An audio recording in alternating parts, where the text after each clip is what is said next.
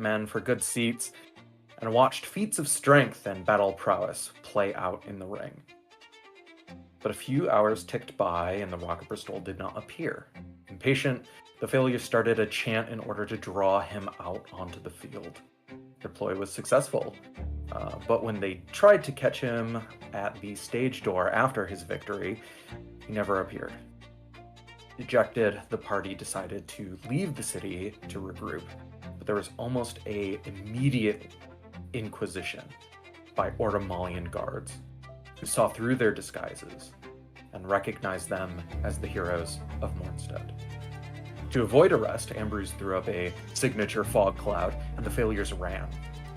The group almost immediately got split up, with Ferric and Adalia turning invisible and running around the Colosseum, narrowly escaping arrows as they flew the rest of the way out of town, setting up a rendezvous point north of Ortimal.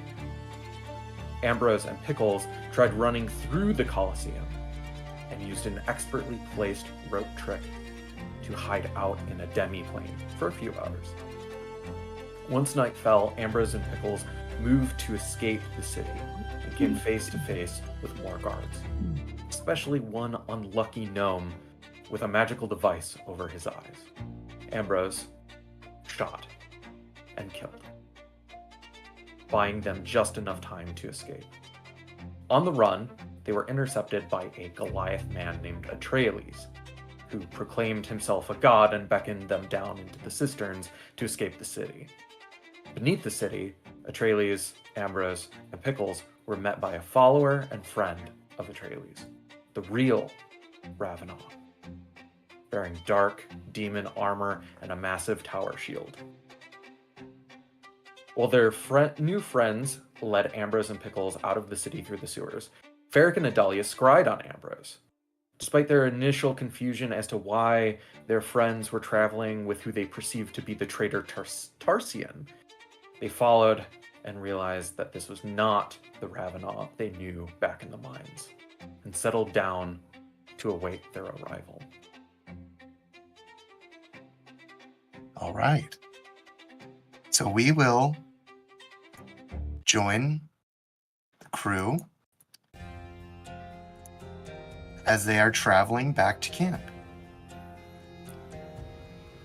Atreides, Ravenau, Pickles, and Ambrose, you are marching through the jagged plains of the Theocracy. It is a somewhat rough terrain, very rocky, very covered in shrubbery and various brush. You're off the beaten path. You have just crawled out of the city cisterns and look back at the large, somewhat pipe-like exit that you've crawled out of. It is perfectly hidden, flush with the ground, and overgrown with brush. You imagine your exit is pretty well disguised.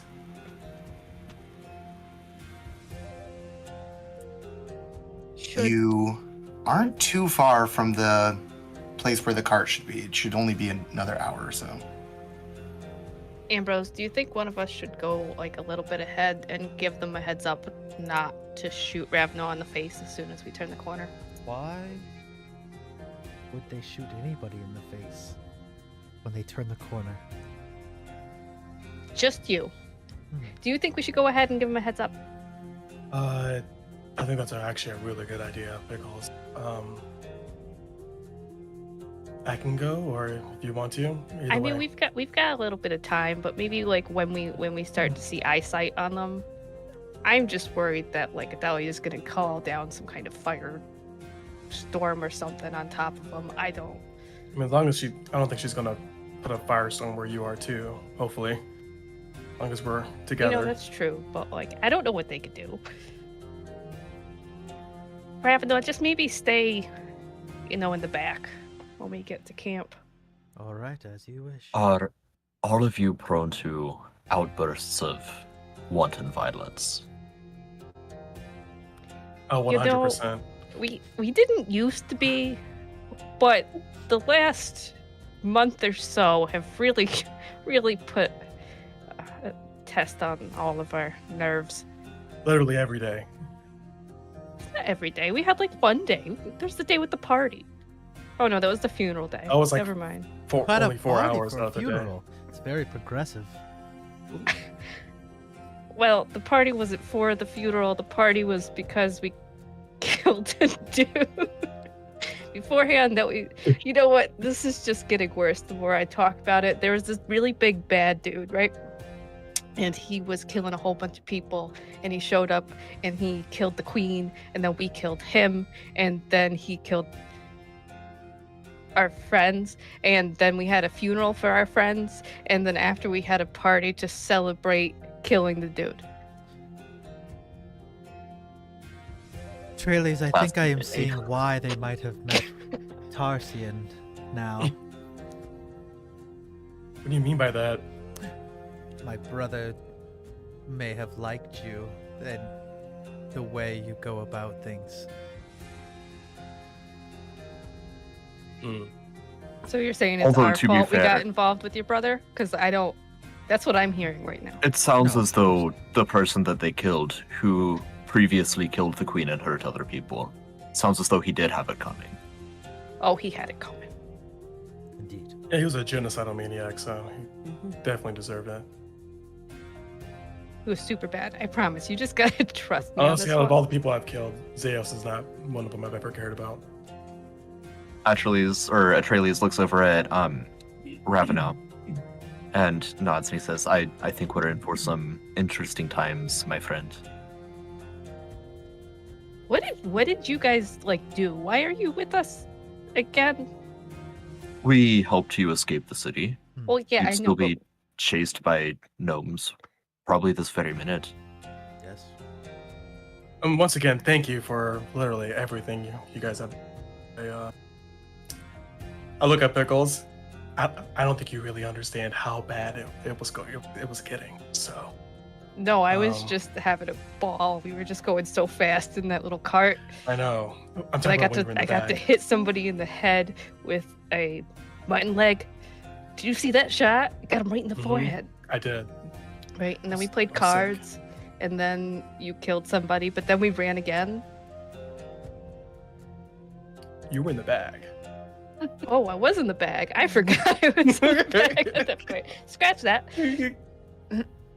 I was in nothingness with a sword. Yeah, all right. We're gonna pretend I was in the cloak. I remember now. Yeah. Right. But we shouldn't be any further. We're getting pretty close. Yeah, maybe you run ahead. You can explain things a lot better than I Yeah. can. All right. Yeah. So you make your way ahead, Ambrose. Probably use a Zephyr Strike or two. Unfortunately, no. I have no spells after that chase Okay. scene. So No? All right. Well, 7 You spell just- slots.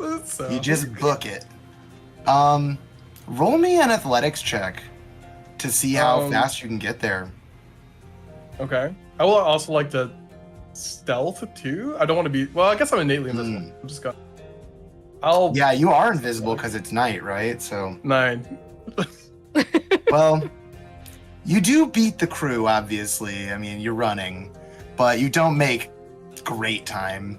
There's a couple of points in time where you kind of think to yourself, everything, I'm just going to walk for a minute. I'm so tired. I'm just gonna. I like sprint a little bit and I stop. I'm invisible. Point of this, anyways. But you do make it back about a half hour before them. Okay. Adalia and Ferric, you see nothing as an invisible man approaches the camp. Hey guys, how's everything? What the? What the fuck are you doing with that person? Are you alright? Where are you? I Are you pull hurt? down. No, I'm good. Pickles, and we are okay. I just came a little ahead, so just to give you the heads up that we found the real Ravenov. We saw. He's nice. Oh, you scried. I was hoping you guys were going to scry. Thank God. All right. What, He's good. what- He's not a bad guy. How can you possibly know that? We thought the other Ravener was a good guy also. He's got that look in my eyes where you can tell that he's kind of defeated. So that's how I can tell. Fine. You left Pickles with them? I mean, like I said, they're pretty nice. You see me, Traley's is awesome. Real god complex. The man who thinks he's a god. That one. Oh, you saw that too? Yeah. Well, no, well, we did, but the healer who's taking care of your father, remember? He told us about. Oh, yeah, that was today too. Oh, my man. God, we left your father. Yeah, we'll have to figure that out later. All right. Oh, No, we told them his name was Jeff, Oh. remember? I'm sure it's fine. Oh, I'm certain, darling, everything's fine. Ambrose, Oh. if you ever do something like, sprint off into a coliseum full of enemies, and then team up with the man who shares a face with someone who murdered 2 people we know, I don't think you understand ever again. how bad Ortimal is. They have devices that can, like, you know how my glasses I can pick up and stuff? Yeah, they just have tons of gnomes walking around with that. And no matter what I did, they could just see me. So Okay. I feel like that's something you would applaud. Isn't that something you're interested in? not when I'm trying to escape. Devices. It was that's really cool and all, but not when I'm running for my life. So it's on the other side. you know, All right, but you're fine. You're not hurt. just absolutely exhausted. All right. Ferric made some squirrel. yes, you're hungry. I made some squirrel. Here, Thank you. Eat. And Ferric walks over with a cast iron and a wooden spoon and scoops some, and just like shoves it in Ambrose's mouth. Thank you. It's great. But you'll cover very soon, though, so probably like 15 more minutes. You go tend to him. I'll go make more squirrel. Fine. All right. So yeah, you finish making some more squirrels, Ferric. Everyone approaches the camp. You see a giant Goliath man, a man who looks exactly like Ravenna, and then Pickles happily chatting with them as they approach. Hey guys. Meet Pops and Ravenna the Real. I'm sorry. What did you just call me? Pops! I'm still Oh. not convinced you're not my grandfather, so I'm just gonna call you Pops for a while. Okay. All right. I accept. Greetings, new friends. I am Atreides. Well met. Well met, Master Trellis. Adalia's staring at Ravenna, and she's got like little sparks in all of her tattoos. Like she's trying very hard not to firebolt him. Ravenna, I Yes, believe you have met my your brother. brother. Unfortunately, Yes, would I you am. like some squirrel? No, that's okay. Thank you. Hmm. I am deeply sorry for any wrongs. Wrongs. You could call it that. Thank you, though, for saving our friends. Why would you do that?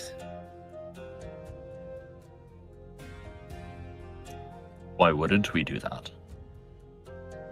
We too wish to see a better world. Heard of your exploits as the heroes of Mornstead, and my friend here, Ravenna, he and I are much the same. you are going off some rumors that we might be good people. Well, I think that there's always more to a single story than the one perspective that you hear. No one in Ortimal who has any kind of public voice is fond of virtually anything that happens in Mornstead. I think that that's too shallow a view of the world and how it truly works. What do they say of you? The Ortimalians, they say that I've fallen from grace, that I had a career, that I had respect, and that I threw it all away for a fanciful dream, a delusion of grandeur. And how much truth is there in that? I threw away what many would consider a successful and happy life. I threw it away to pursue what I truly believe in, and what I truly want, what I truly desire. And what is that? Ascension. How's Should any the of us... god? Almost. Almost. Should any of us try hard enough, I believe that anyone can become a god. And that is my intent. Ravno here is my first disciple. Oh, great. This is wonderful. We've got the brother of someone who tried to kill us, and someone who thinks that they Did become a kill god. us. Killed Tried to 1/3 of our Yes. party. Thank Yes. you. I Yes, more than. have not forgotten.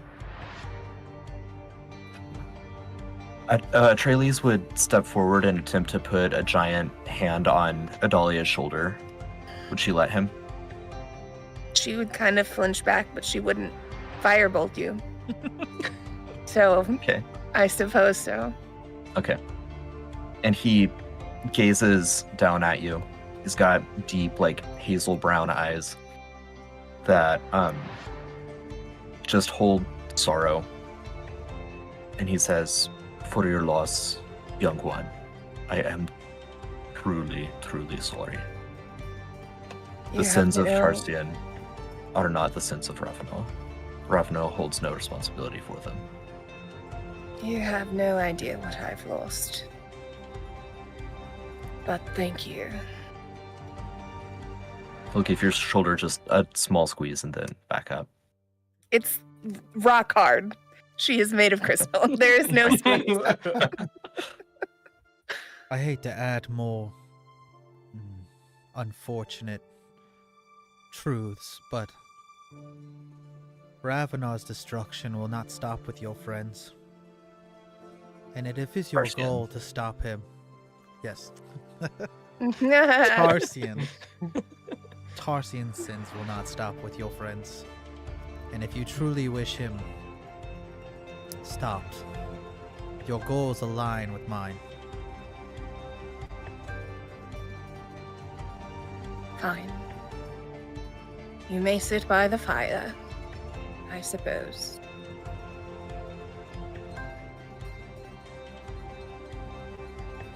All right. Thank you for your hospitality. Mm. Atreides would pull out this large vase. It's glazed orange and black, very immaculate, and say, "Would anyone like sourdough? It's my own personal recipe." We'll start tearing up the piece of bread. Adalia will Hell not yeah. eat this person's bread. And her hats. You don't understand. I am starving after today. I need some bread. Running from an entire city will work up an appetite. Here you go, my Yeah. friend. Thank you. I put the squirrel on the rye bread and eat it at the same time. Nice. Ferric drops down on all fours and crawls over to Atreides and takes some good old sniffs of the bread. Can I roll like perception to see if it's Yeah. what's going on there? Like zone of truth bread. I don't trust this bread. Yeah. I don't trust any of this. Bread. teleport trusted bread. people before. An 11. 11 on sniffing. It smells pretty good. You don't detect any hints of anything. It just smells like bread to you. It's not shenanigan bread. Ferric pulls a piece off and like tosses their head back and like swallows it Oh my god. like a pelican. You weren't kidding. This sourdough recipe is incredible. Well, thank you. I developed it myself. Squirrel. Please. Lord Atreides has many talents. Mm. Bread, godhood. I made this vase in which the bread is stored as well. How nice to have hobbies. It's important to understand art and philosophy and human nature to become a god of men. I believe anything that enhances or encourages creativity should be cultivated. I see.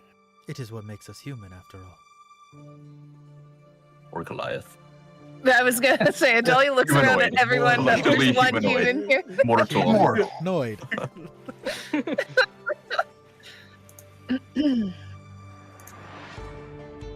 Master Atreides, can you explain what you mean by ascension?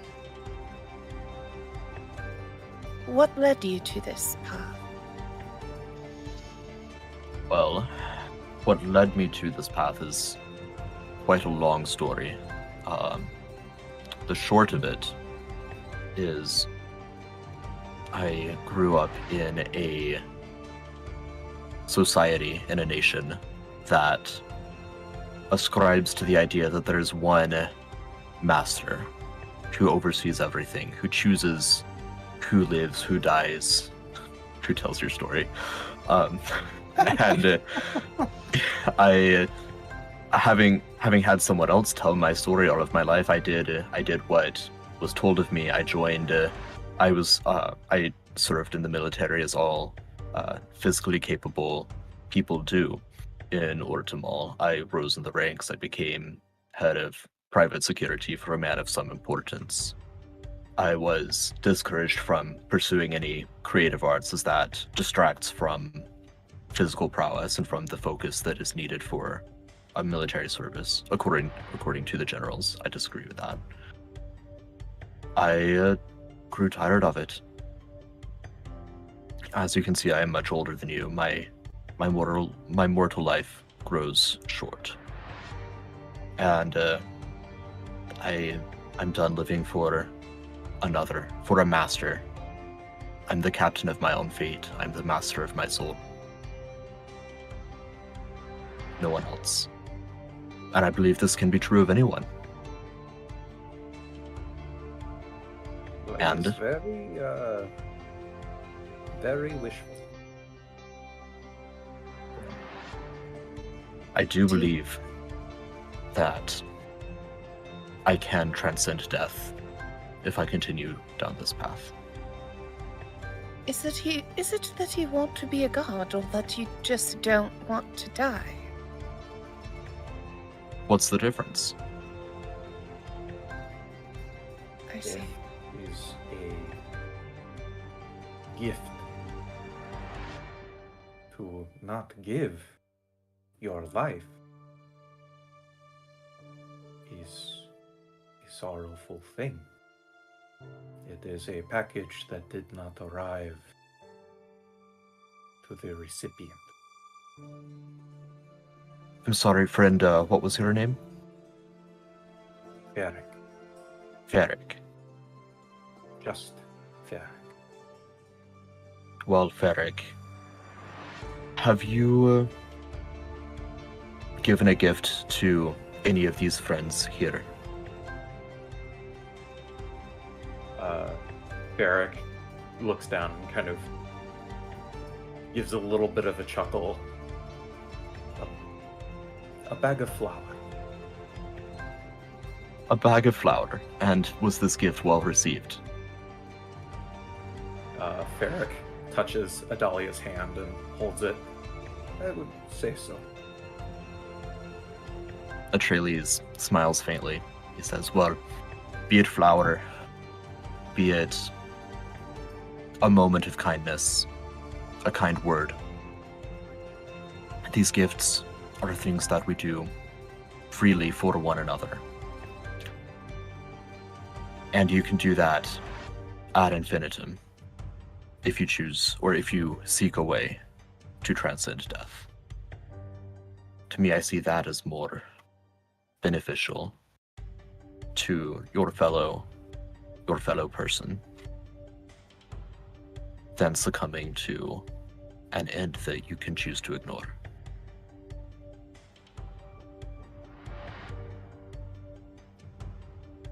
If every man who didn't want to die became a god, we would be tripping over them in the streets. Why are you so much different than the rest of us? Why do you deserve godhood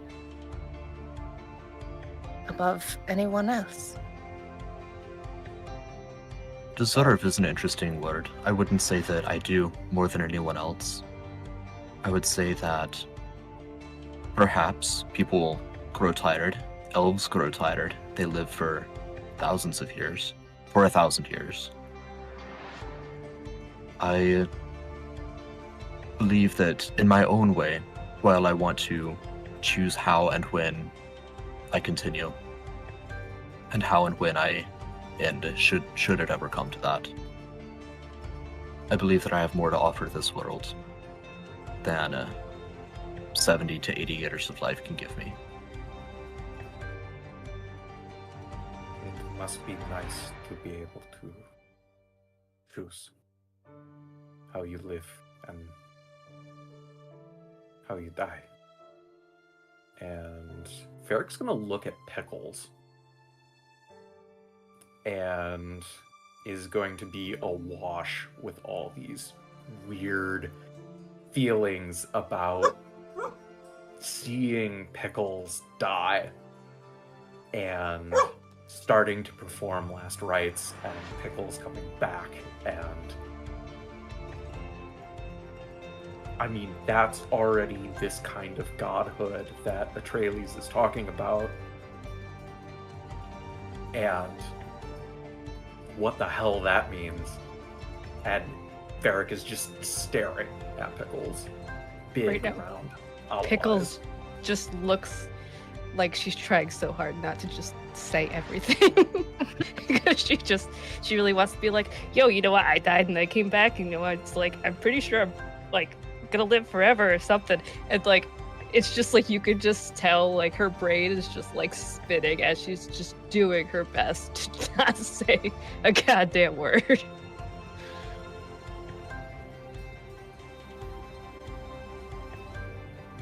All right. Well, it seems like there's quite a astounding moment here at the campfire.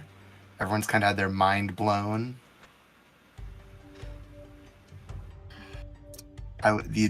Anyone want to stay up and do shifts?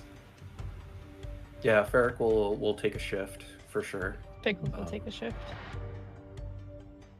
Or I'm two. happy to keep vigil as well. Adalia's Alright. gonna stay up or take a shift if either Ravana or Atreides try to take a shift. She wants to also be on that shift. I'll take a shift too. That's a lot of shifts. Yeah. All right, well, Let's all just the all shifts watch. are covered, so I'm just gonna Let's all go color stay in a up. corner. It's more that she doesn't want the existing failures to be asleep Yeah. while these other guys are yeah, watching. okay. we're in no. Ortimal, Yeah. I don't think we should all be taking rounds. Oh yeah, when Yeah. Pickles is sleeping, she's actually just staring yeah. in the direction of. Yeah. Ravana. Once it's decided that Atreides and Ravana are able to stay, Ravana will offer up his shield and weapon and start to unarmor himself. Kind of sensing the apprehension with him already. So he strips out of the heavy black, dinged and heavily used plate that he wears. His large tower shield he sets, and it makes a groove in the ground as he finally lets it go and lets it hit the ground. And as he brings off his armor and his plate and his paddings, and it gets down to bare skin, he has the same pale skin that his brother had, that porcelain white, but all from his neck all the way down to under his belt line are just scars and cuts and flagellations across his back and chest. And down his arm are very almost ritual-like line scars down a line, and he, as he's like finishing up and sitting down by the fire, he looks to Ferric and he's like, you said that you view death as a gift. I do not think I agree with you. It is not a gift for us. These marks are the gifts that my brother has given so far. I must add 2 tonight, now that I know. I don't believe those were gifts. I don't believe that death is your friend. He is surely not mine, for all it does is mount more sin upon my shoulders to hold until I can give them peace.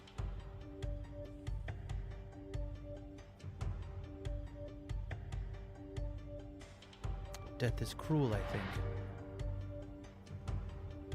Uncaring of the souls it takes.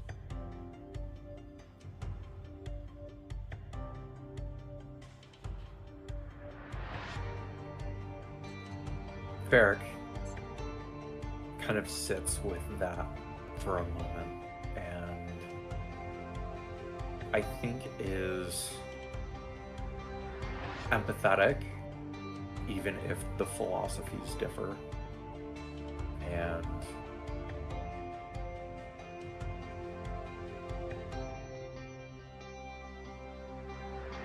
just sit with that for a moment.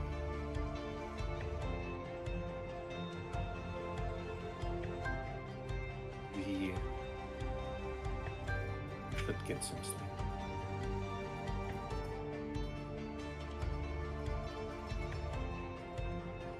And Ravenau just looks at the fire and sits quietly as he heats a dagger that he had in his belt and slowly, carefully places 2 more marks on his arm.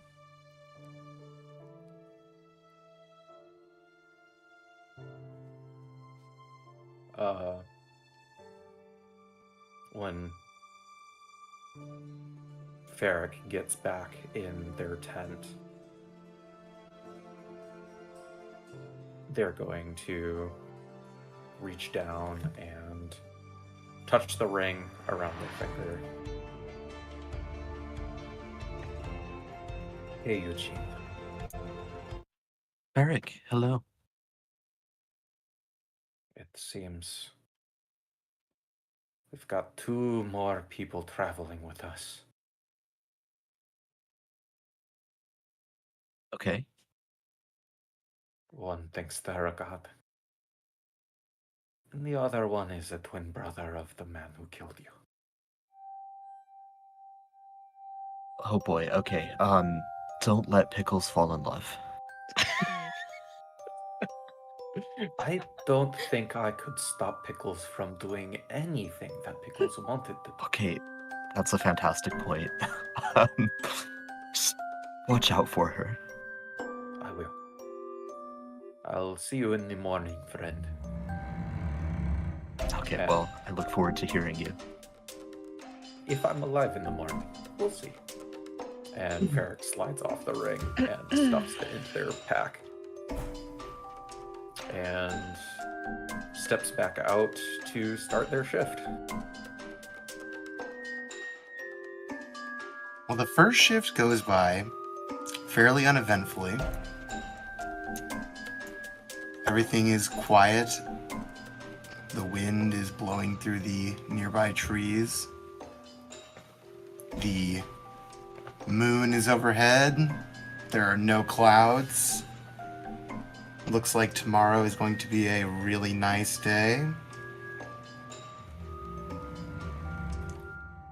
You do start to hear frogs. Sounds like some frogs in the distance. I think Ferret kind of chuckles because when Spunk wasn't having tantrums in their sleep, they probably snored to some sort of croaking noise. Fair enough. And just kind of reminisces about their time with Spunk and looks back down at the scars on their own arms. And just sits enjoying the night air.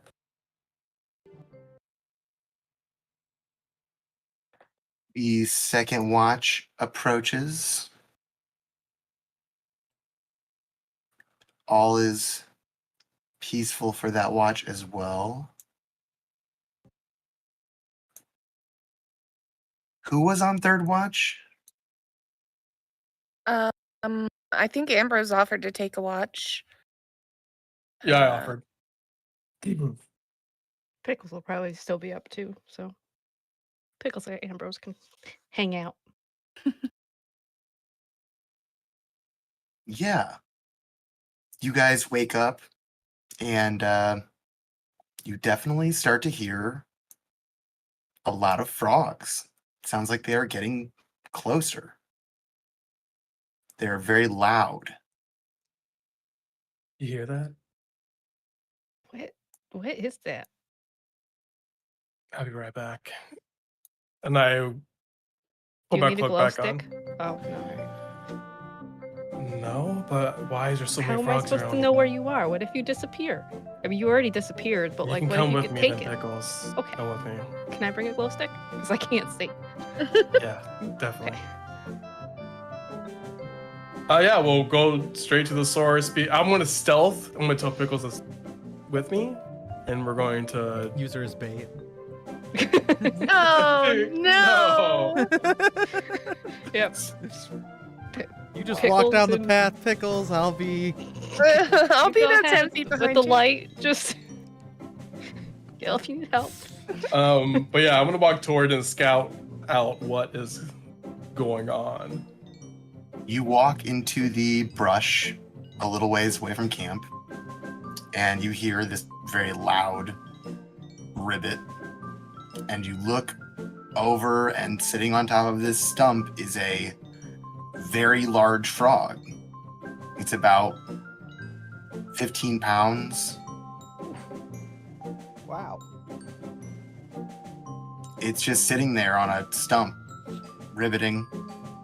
It hops off and grabs a beetle off a tree with its tongue, and then ribbits again. Should we kill it No, and this eat is- it? And most frogs are like poisonous. I wouldn't really try to eat that. Oh, I thought frog legs were supposed to be something you eat. I mean, yeah, people do, but I don't really eat frog legs. Okay. I think they're kind of gross.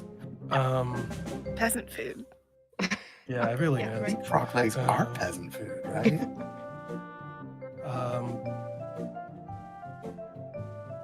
I don't think this is much of an issue. I think we should just go back. I don't want to catch This it. looks like a big frog. Like, what if You we wanna just catch the frog? Yeah. For what? catch Why it. would we need a giant frog? I don't know, because it's fun. You could throw it in somebody's tent or something. It would be funny. No, it's gonna run back. We have to like keep care of it. We don't need any more pets. All right. I don't mean keep it like long term. I mean just We bring have it back two for now. Throw it strangers in in the our tent, let it camp, go. and we don't need a 15-pound frog when we have two random strangers right now, right? Probably feed it to Let's just- Spunkles. Do you think Spunkles would like a frog? I don't want to It's like eating visualize his father Spunkles eating pig. a living thing. Yeah. Be like eating his dad. Yeah, that's true. Like, You can feed it to Pokey. They're different. I can feed it. I can feed it to Pokey. Oh yeah, how's Pokey doing? I don't. He's in your bag. We haven't talked to him in a while. I open up the bag and pull him out for a second. Hey Pokey. Oh, How you doing? what do we have here? My next victim, I surmise. Are you? I'm assuming you're not calmed down. Bloodlust, right? Never. Never. All right. What are we gonna do with this damn sword? Keep him and be his friend. All right. He obviously needs I have a to friend. keep. Well, no, I Okay. can keep him. Like, I just didn't want to carry him around in the middle of Ortimal. I Yeah, thought no, having you- a big old sword with an eye on it would be pretty telling. Yeah.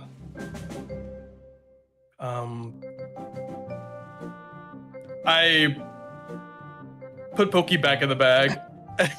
I don't really know what to say to Pokey. Just all he talks about is murder. It's not really interesting. I don't think the bag is good for him. Like, I was at the bag. It's not very nice in there. All right, I pull Pokey back out. Pokey, Nothing stimulating in the bag. do you want to? Okay, He I'll needs make a deal with enrichment you. in his enclosure. Yeah. I'll let you sit on my shoulder, like on the back of my back, but you can't talk about murder for more than 2 hours, max, for the whole day. Or you go back in the bag, It's a pretty tight restriction. or you go in the But bag. I mean, it's better than being in the bag. Also, you can't like talk about murder specifically when we're like, talking to people in the group. Actually, Do you we could have talk. like a code word? Yeah, let's Carrot. no, carrot. I want some carrots. Yeah, let's. How about we replace the word murder with carrots from now on? And blood. Let's carrot this frog. Exactly.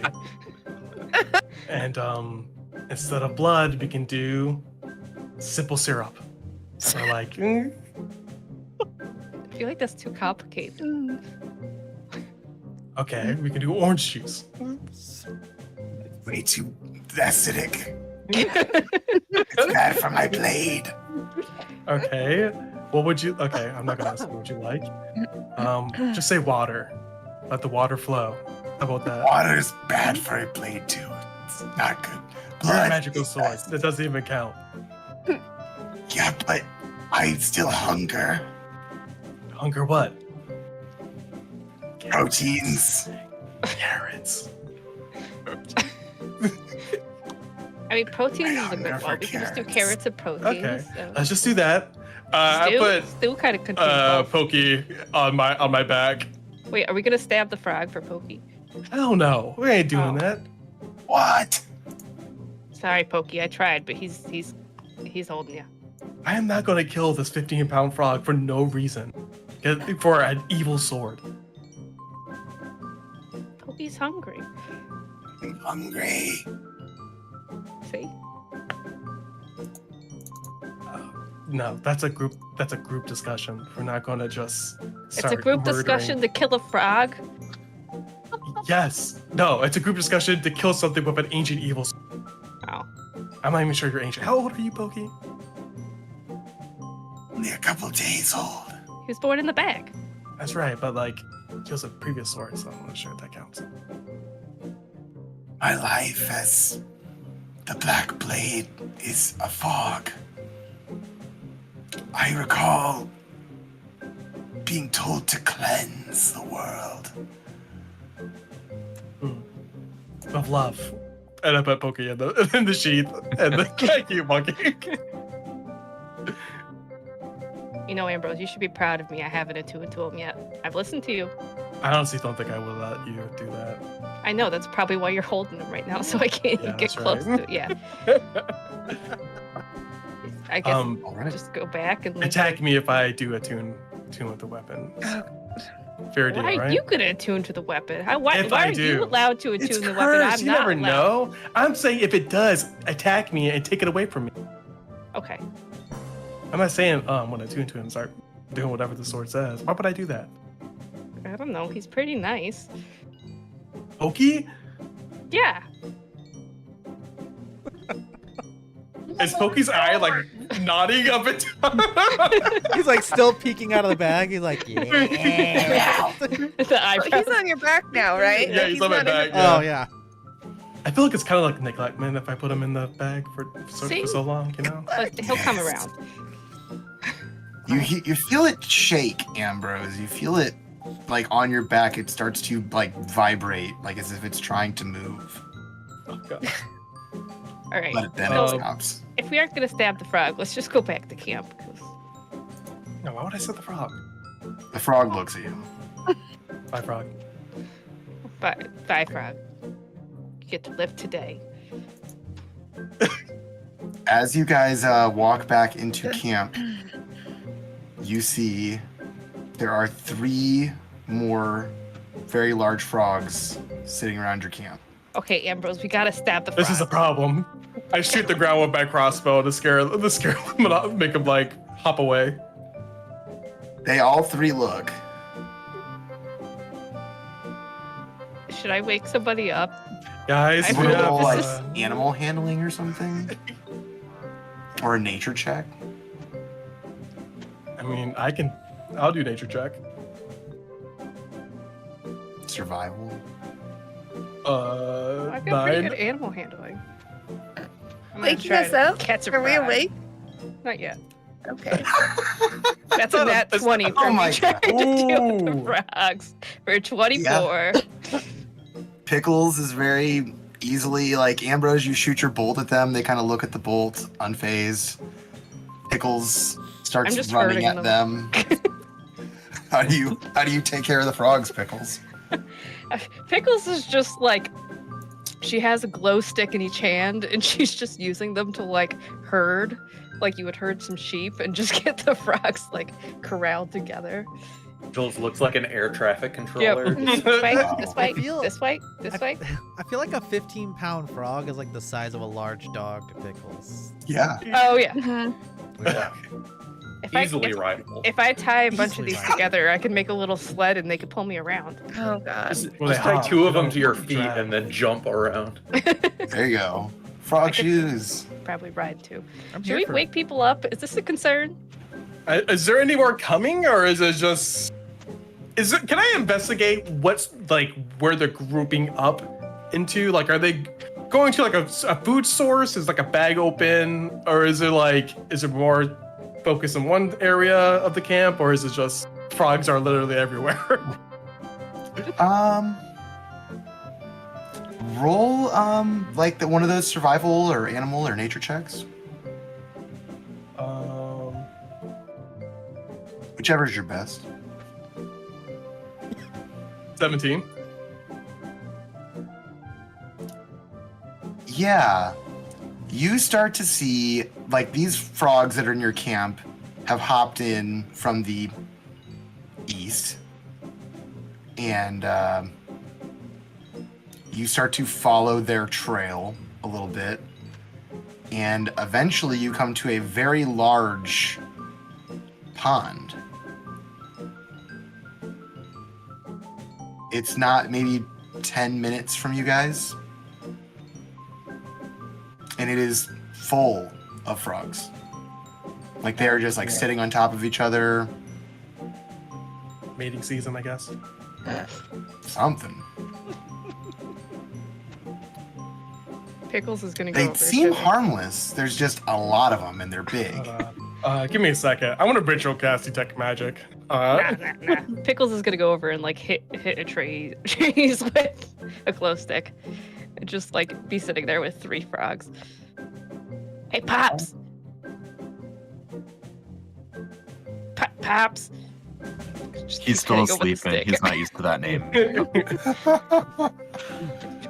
A trailies. She's just gonna just like hit him real hard in the head with a stick. Oh, is it morning already? No, I got frogs. This is Bartholomew. That's Sorry, did you say Bartholomew. Bartholomew? Bartholomew. Bartholomew. Yep. Follow you? Hello, Bartholomew. I've trained them to follow the lights. Why? I don't know. They're in camp. Ambrose said, "Hold on." I can't keep the straight face. Ambrose said, "Hold on," and just like walked away to go try to figure out where they're coming from. There's a whole bunch of frogs, and it's getting a little concerning because they're really big. But like these 3 seem really cool. They are big. They're yes, those are very large frogs. Okay, so Bartholomew is the one with the brown spot there. What's the names of the other two? That's as far as I got. Do you want to name one? Naming a creature. It's a great responsibility. Yeah, you gotta think a long time about it. Well, I don't want to give it a name that does not fit its personality or that is ill fit for whatever reason. It's a big decision. All right, maybe asking you was the wrong decision. You If think I did about it. just I'll magic save go that off. one for you. We'll be honored to give this frog a proper name.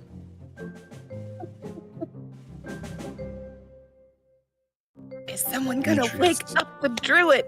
Come on, guys. Yeah, I'll while I'm waiting to finish my By detect 7 magic, intelligence? No. I'll knock on Adalia and Ferric's tent, and Who died? no What is one. going on out there? So we have a lot of frogs. I have a lot of fucks to give you.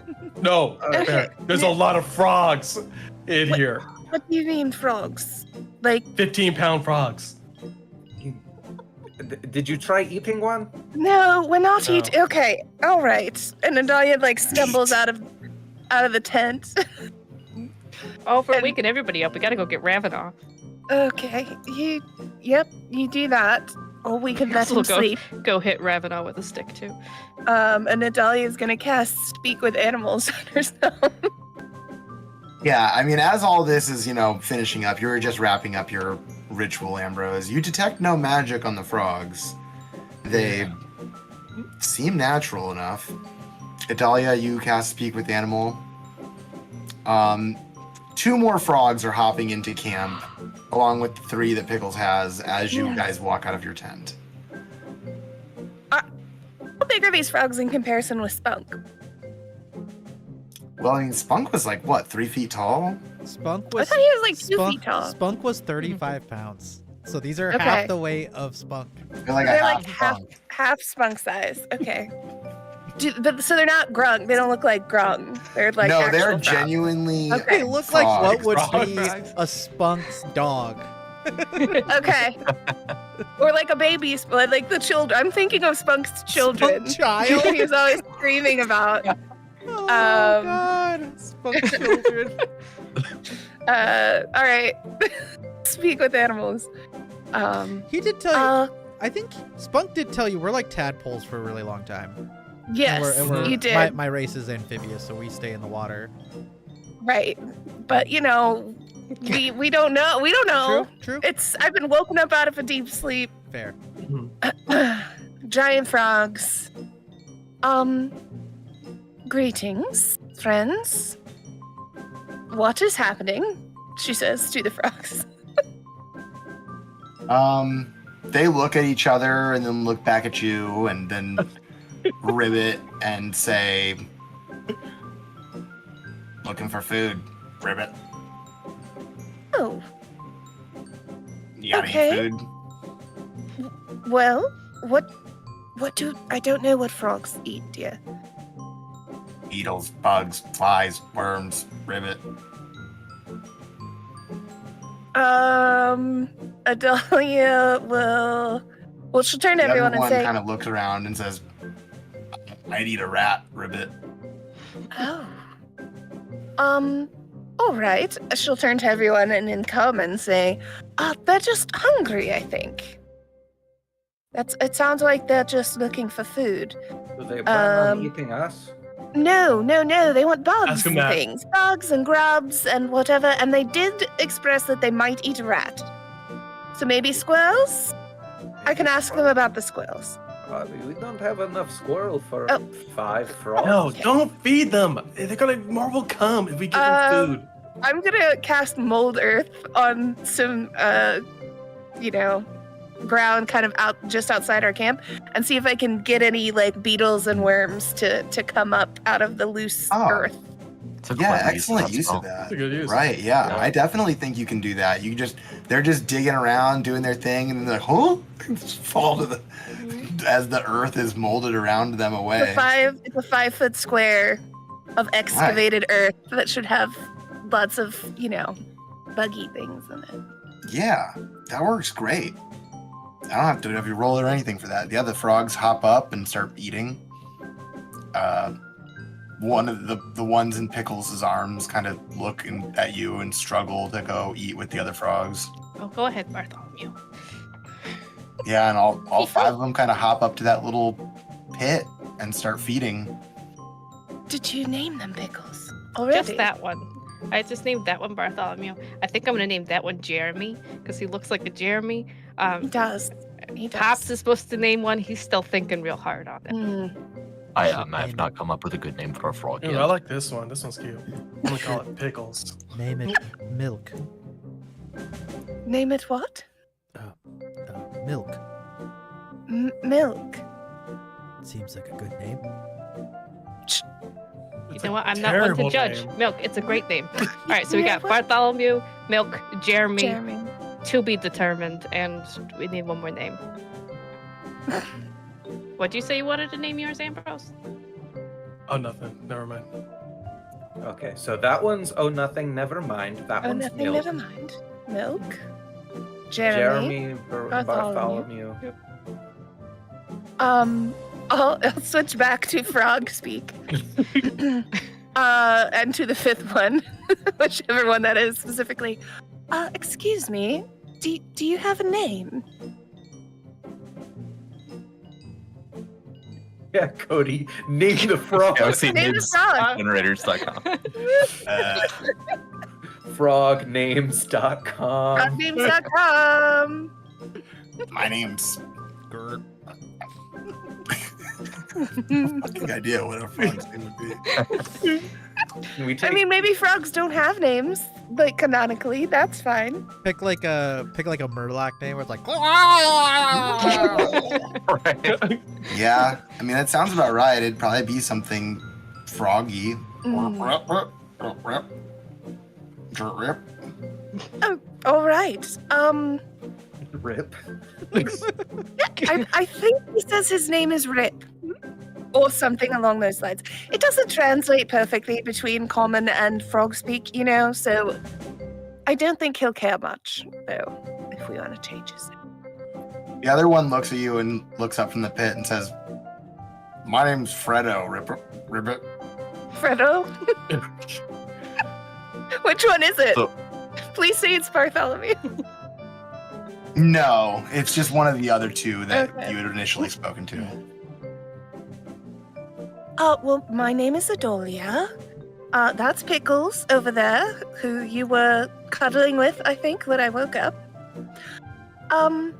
Gentlemen, may I ask, do you just go up to everyone like this and sort of invade campsites looking for bugs? Is that a good strategy that you've discovered?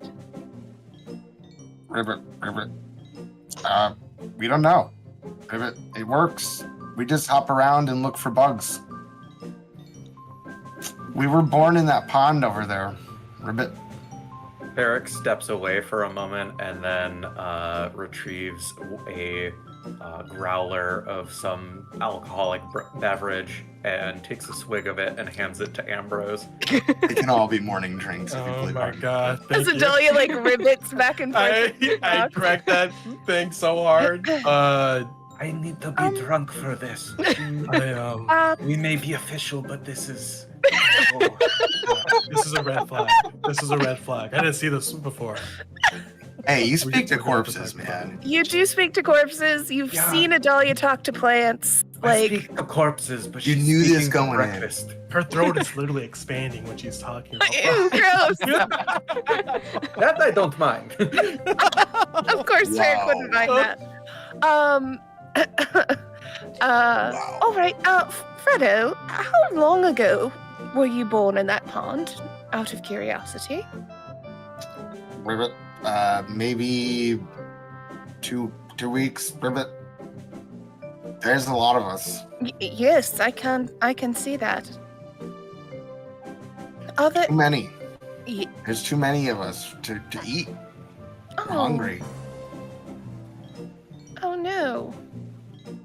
Both Adalia and I are very sad about the frogs facing starvation. I'm so sorry to hear that. Are there any older frogs, or are all your brothers and sisters 2 weeks old? Ribbit, we're all the same age. Ribbit, we're from the same spawn. Hmm. This Can I- nice guy used to come take care of us, but he hasn't been around. Ribbit, Oh, I'm sorry. How long ago did he stop taking care of you? God, it feels like forever. Hmm. I don't know. An eternity, Ribbit. So they can only really talk about what they perceived within the past day. Apparently, I'm reading the reading the spell description. I mean, for all you know, like a frog might view the past 24 hours as As an Not sure eternity. what their Yeah. intention is. Yeah, that's kind of what I was getting at, but Mhm. definitely. Did we find the clue to the? I don't know what we're leaving. Do we get to keep them? them? Are we gonna eat them? Are we gonna? Well, we Just can't name eat them. We know their names now. Right. It hasn't stopped me before. Okay. All right. Atreides will quietly clock that. All right. I assume. Oh no, I have 10 minutes. I was gonna say I assume I'm coming to the end of a minute, but I got 10 minutes to talk to these frogs. Where the man who used to take care of you, was he nearby, or did he come from the city? We don't know, Ribbit. He just came. Mhm. It would bring a lot of bugs. He would bring a lot of bugs. Okay. Adalia will report all of this to everybody. Interesting news. Thank God we got that Yeah, intel. I'm very I glad kicked the that I frog in the butt to get them moving.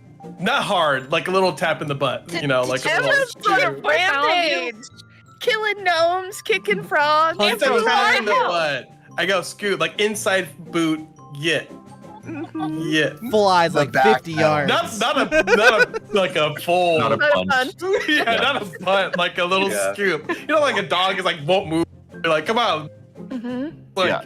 Sure. Yeah, and it hops away from the little pit. You guys are kind of talking here for a moment, and you hear something rustling through the brush. Probably assuming it was just more More frogs. frogs. But as you are having this conversation, a man steps out into the clearing here, holding a large basket. Put your hands up. He drops the basket, and worms and spiders Bugs. and beetles go everywhere. Ambrose. Oh, Came out of nowhere. no. This is Mormad's this friend. is the man. I'm Hello. Atreides. I'm so sorry about my friend. She's a little on edge. Hello, you're the one who takes care of the frogs. Yeah. Who are you guys? Nobody. We are nobody. New friends for the Travelers. frags. He looks like at you guys with wide eyes. It's a noble endeavor, taking care of animals that would otherwise struggle. Very commendable. Oh, of course. Does he seem to recognize us? Either the heroes of Mordstead or Atreides and Ravna, the Oh my fugitives over here? God. No, he doesn't seem to recognize you guys. He just says, yeah, I'm, so, can I put my hands down? Yes, of course you can. Oh, okay. I holster my crossbow. I pick his I'm- basket up for him and hand it back. My name's Giorgio Smolikow. I'm a farmer and conservationist. And conservation. I Oh, live to the north in the rugged lands. Cool. And Cool. I've been trying to save these frogs from going extinct. You're doing a marvelous job, Georgia. Look how they're thriving. They're huge. I didn't even know frogs could be 15 pounds. What a He good job you're nods. doing. Says, yeah, that's part of the problem. Everyone eats them. Everyone's been eating them. They're like Yeah, a who would do local that? delicacy. How good are Shame. they? He's like, No. well, I hate to admit it, but they're really good. And one second. Ferric pulls out a notepad. And what would you season these kinds of frogs with? No. Well, usually people eat them with rice. Rice. Yeah, they, I'm not a chef myself, but usually it's a rice dish with a big frog on it. Okay. Rice isn't a seasoning. You got to give me like cumin. Yeah, I can't really rosemary. afford a lot of expensive stuff. Usually I have it with rice. Oh, okay. All right. Maybe like a stew is cooked with it or something. Can you remind me your name, conservationist friend? Oh, yeah, of course. My name's Giorgio Malakau. Well met, Giorgio. Yes, well met, everyone, and safe travels to you all. I have to tend to the frogs. He starts like scooping up the insects back into his basket. Let me help you with that. I am sorry about that. Oh, thank you so much. Yeah, this is gonna be a lot of trouble. See, a lot of people here think I'm crazy, but I think these frogs are the solution to all of our problems. Oh, really? In what way? Well, like I said, people eat them. They're really good. I think we should save them from extinction. We should farm them. We should find a way to integrate them into society. Everything has a spot in the Master's world. So you want we to shouldn't save them just- from extinction so that they can multiply and you can eat them in return. Well, it's a cruel fate, but yes, it's better That than is nature. Okay. it's better than to just cease to exist. So you want to domesticate the frogs you're conserving so that they can be turned into livestock animals. Sort of. Okay. First steps first is to save them. Right. Yes. What problem is that solving? Are the people of the theocracy starving? No. Oh, you just want a new, livestock option. Well, I just think that it's gonna save us all one day. Like, No. I don't know why. I just have this feeling. So, friend, Giorgio, imagine that you lived in an arid, in a desert, and Has his eyes you. closed. Yes, feel the hot sun on your back. Imagine that you and your friends, let's say that at night, I think the deserts sometimes get quite cold. Let's say this is an exception. They get chilly, but not frigid. Picture it, feel it. Now, imagine that there's a forest nearby, and all that the trees want to do is to grow tall and proud. And imagine that you chop them all down to burn a bonfire when you're not cold. Have you done a service to anyone? No, I guess not. I mean, there can be principles, guys. I mean, basic economics. If you read any of Mornstead's work, Oh, apply. You know, we own all tickets that for- land. Should we just farm frogs? Could be a massive business. But- We could be a massive business. we could turn it into like a wildlife sanctuary, but I don't want to farm anything there for slaughter. We don't have to eat them. I just thought it was a good way to get people on board, And people since they should already eat like them. to. Right. I don't know how we'll get them back to our land, but Yeah. that would be fun. Now, do you Well, own I this have pond? I have owns this duties to pond? my farm nearby. I don't know if I could travel long, but this is my life's calling. Well, what would you need to continue conserving this frog population? He thinks to himself, well, they're going to need a lot more space. Okay. I need to find some sort of huge reservoir of water.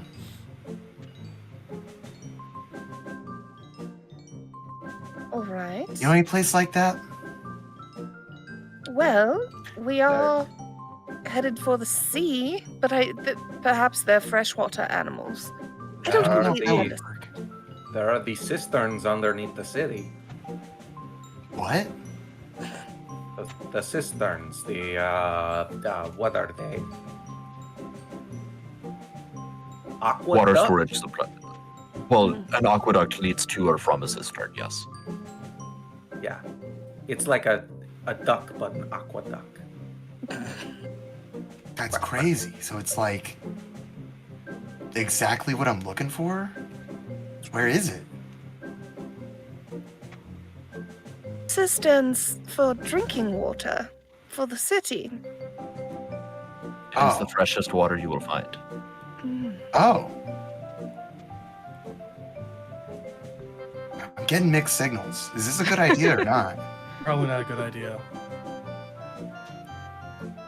Mm, You guys think it was a bad idea for me to try and save these frogs? No, not at all. no. No, it's No, a they're wise. quite it's a noble delicious. Noble choice. calling. What about We- the river that we crossed? Could you just that's only like Mm, half a day. I think Try it's and several. introduce them to the river? I don't know time. Do you think that they would do any damage to the native population of creatures that live in the river? Probably. 100%. They could be quite invasive, yes. They look invasive. They're enormous. They're pretty It big. would cause a How disturbance. big do they get? Oh, they can get about 20 pounds. I got them pretty healthy right now. Okay. Eric As you can scruffs see, the I've been frog feeding and a like kind lot. of slaps its belly. See, the problem is that all this farmland used to be marshland, and then the frogs lost their natural habitat, and then the people ate them, Mm, and now they have no natural habitat. How much is this Thus, pond? the endless cycle of violence begins. They will go and take land from someone else, take resources from someone else, who will then have to go and do the same with a different animal or a different civilization. And Trailease just looks off. mhm. Can you buy Okay. land in Wow. Ortimal? What was that? Can you buy land here? Can you just buy this No. pond? Oh, that's This is government owned. Everything is owned by the people and distributed by the government. Like my farm over there is owned, my family's owned that for 300 years. That's why I can't leave, because my family would be so mad. And I have a duty to, the farm and my lot in life. You can make a government contract. I've never been to Ortimal before. I do live really close. Guess I could preserve find the the time pond. to make a pilgrimage there. Whatever you do, if you go there, you never met us. We were a figment of your imagination. You guys are pretty weird, but I'm really a big fan of weird stuff, Like giant frogs, for example. like giant frogs. Do these frogs exist anywhere else, or is this the only remaining population? Well, as far as I'm aware, this is the only remaining population. But I live here. I mean, I guess it's possible they're all over the place somewhere else. Maybe this is a waste of my time. You know, it's a valiant effort. It's really early in the morning, and we're talking about Yeah, and the Frog frogs are probably really conservation. hungry. I gotta get over there and feed those guys. not to push this along, but I don't think we're solving the extinction of frogs. And Tonight. A morning. That's true. Well, Well, think I think we've done some really good brainstorming, though, guys. Yes. yeah, Consider the cisterns. If everything is owned by the government, then why wouldn't those be also public use, right? That makes a lot of sense. Thank you. Sell them for profit. They care about that way No, more. Way more. Take over the pond, Giorgio, follow your get them heart. taxes, and you can conserve and also make a profit. Best way to do it. I mean, it sounds crazy, but, that way I could make money and send it back to my family and still contribute. And you can expand. Create more capital. Oh, God. Where did you say your guys' property was? Too far away for Too you. far away for the frogs, I think. Yeah, I don't know that they would survive the journey. Oh, they need water every day. Hmm. Mm. Yeah, I They don't have to think we have submerge any their water. body completely every day or else they'll die. I had a friend who had to do that. Yeah, it's pretty rough being a frog, Well, anyways, good luck. Hope to run into you on the road again. Definitely. Likewise. If you find any place for my frogs or any way to help in this effort, I'd love to hear from you. Here's my my address is just down the road at the it's an unmarked town, but it's the biggest village north of Ortimal. All right, well, we'll look Then for what a place for extent your is- frogs. Biggest village can mean a lot of things depending on how far north you go. Find it. Thank you, Giorgio. We won't keep you anymore. Go see the frogs. They missed right. you. I asked them. Speak very highly of you.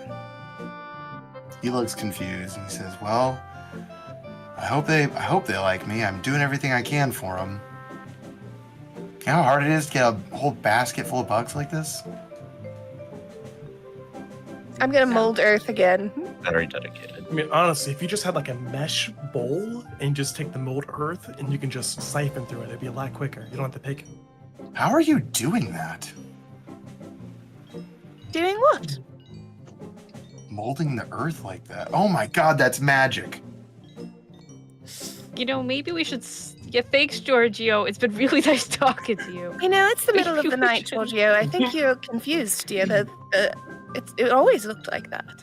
Wait, I thought it was dawn. Is it still like before? I think it's like Right? the end of second shift.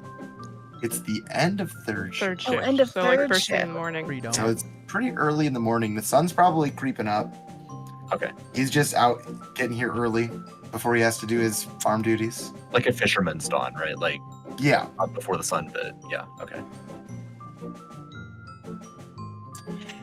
Well, he kind of looks back at you guys and stumbles around a little bit as he's kind of like confused by this whole encounter, but he makes his way back to his massive army of frogs.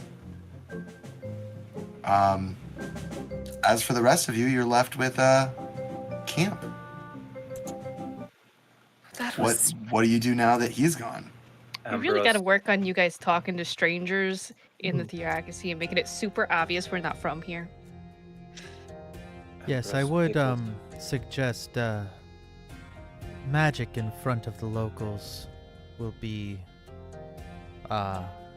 looked with some criticism at the very least.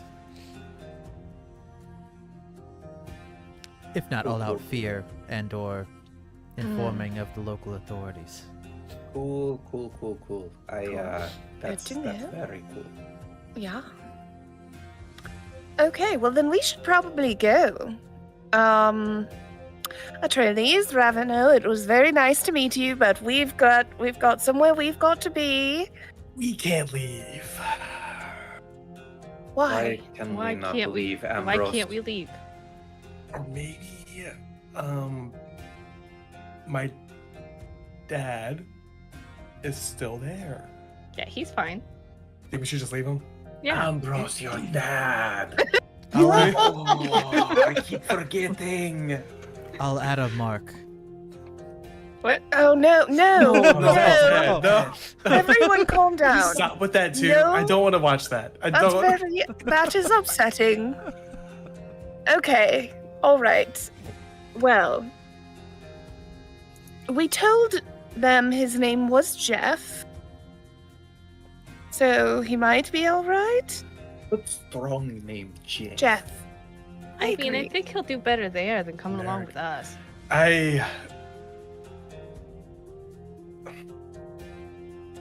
Is this in the Temple of the Master? Yes. He will receive excellent care there. See? Yes, your friend, Master Lorien, told us to seek you out. Yes, Lorien, a good man. He and I have our disagreements, but we deeply respect one another. Okay, that's good. Obviously, I'm not a fan of the Master anymore, but the Temple of the Master does treat its wards well, and your father is in hands that I would trust. Well, Ambrose, I think this has to be your decision. Do you think he would be safer here or on the road with us? I grab my necklace, the symbol of Vespa, that's tucked under my shirt. I don't see how we can bring him with us with the amount of danger ahead of us. I mean, literally, it's every minute. And I don't think they would expect a comatose person behind their lines. They're looking for actual fugitives.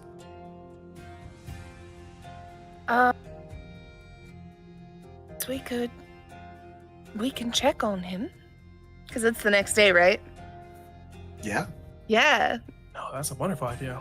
Whip out the old scrying mirror. He will have to roll, I suppose. Yeah. What's the save again? He should fail. He's comatose. Oh, yeah. I mean, that's probably Yeah. a good point. You should at least get disadvantage. It's a 17. But let's see. Scry. Mhm. Oops. Is it a wisdom? Yes. Oh, yeah. He got a 3. Perfect. He ain't doing good in his coma. Oh, no. He's not very willful. Oh, okay. Okay. Yeah, so then all the other stuff, like knowing him well, doesn't matter because he got a 3. So, yeah. So the mirror flash, I'm picturing it like the mirror in the animated Beauty and the Beast, you know, where it like crackles and then you can see in it. That's kind of what I'm picturing. So Right. I'll hold it up so that we can check on old Isaac Bussant. Yeah. You hold it up and look. You see Isaac Bussant is wearing a toga now, just like all the other people. A They have hospital him toga. in a very nice cushioned bed. He has his wounds bound. He has a man next to him is the elf that you saw, Servius. He is giving your dad water with like a sponge. He is like dipping it into the water and then like squeezing it like gently into your dad's mouth. It is just a serene scene as they seem to be just doing everything they can for him at this moment. Just some real good doctoring going on. Nothing magical, nothing too crazy. They're just taking care of him. After a while, because you can do it for like 10 minutes, right? Mm-hmm. After a while, Master Lorien would come in and ask of his status. And Servius would say, "There's been no change, sir." And he nods and says, "I predict he will be under for at least 7 days. So we'll have to prepare him some liquid food." And Servius nods. "I will fetch the herbs, sir," and he runs out of the room. Master Lorien picks up your father's hand and starts praying to the master. Master, help this man heal through this. See him through his troubles as you see everyone. Help him achieve his best.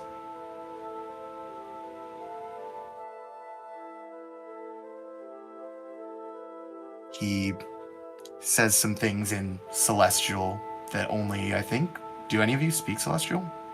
I do. I do as well. You two would recognize it as a very straightforward prayer to the Master in Celestial. Just very by the books, like straight out of scripture. Yeah, liturgical. And then a single tear will roll down his face. And he'll get up and walk out of the room. Well, he seems quite well cared for, Ambrose, but also if he is to awake in 7 days, he might be in danger. After that. Yeah.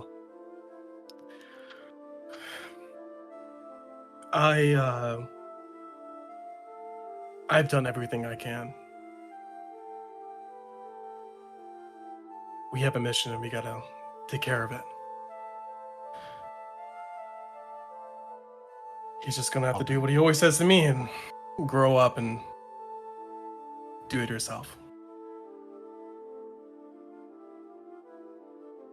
Perfect. Let's get out of here. Well, as you guys pick up camp, I think this will be the perfect place for us to take a break. This will be the break of our first half here. Everyone listening at home, check us out. We're live every Sunday, 7 p.m. YouTube, 7 p.m. Eastern Standard Time YouTube. Go ahead and check out actualplaypods.com. We've got all the shows, the Homebrew, Sanity Damage, Power Word Fail, World Weavers. Give us a look up. Check it out. Homebrew's new season just dropped today, so go give that a download once you're done with Power Word Fail here. But we will be back in about 5 minutes. Sound good for everybody? Yeah. 5 minutes. All right, see you then. Bye.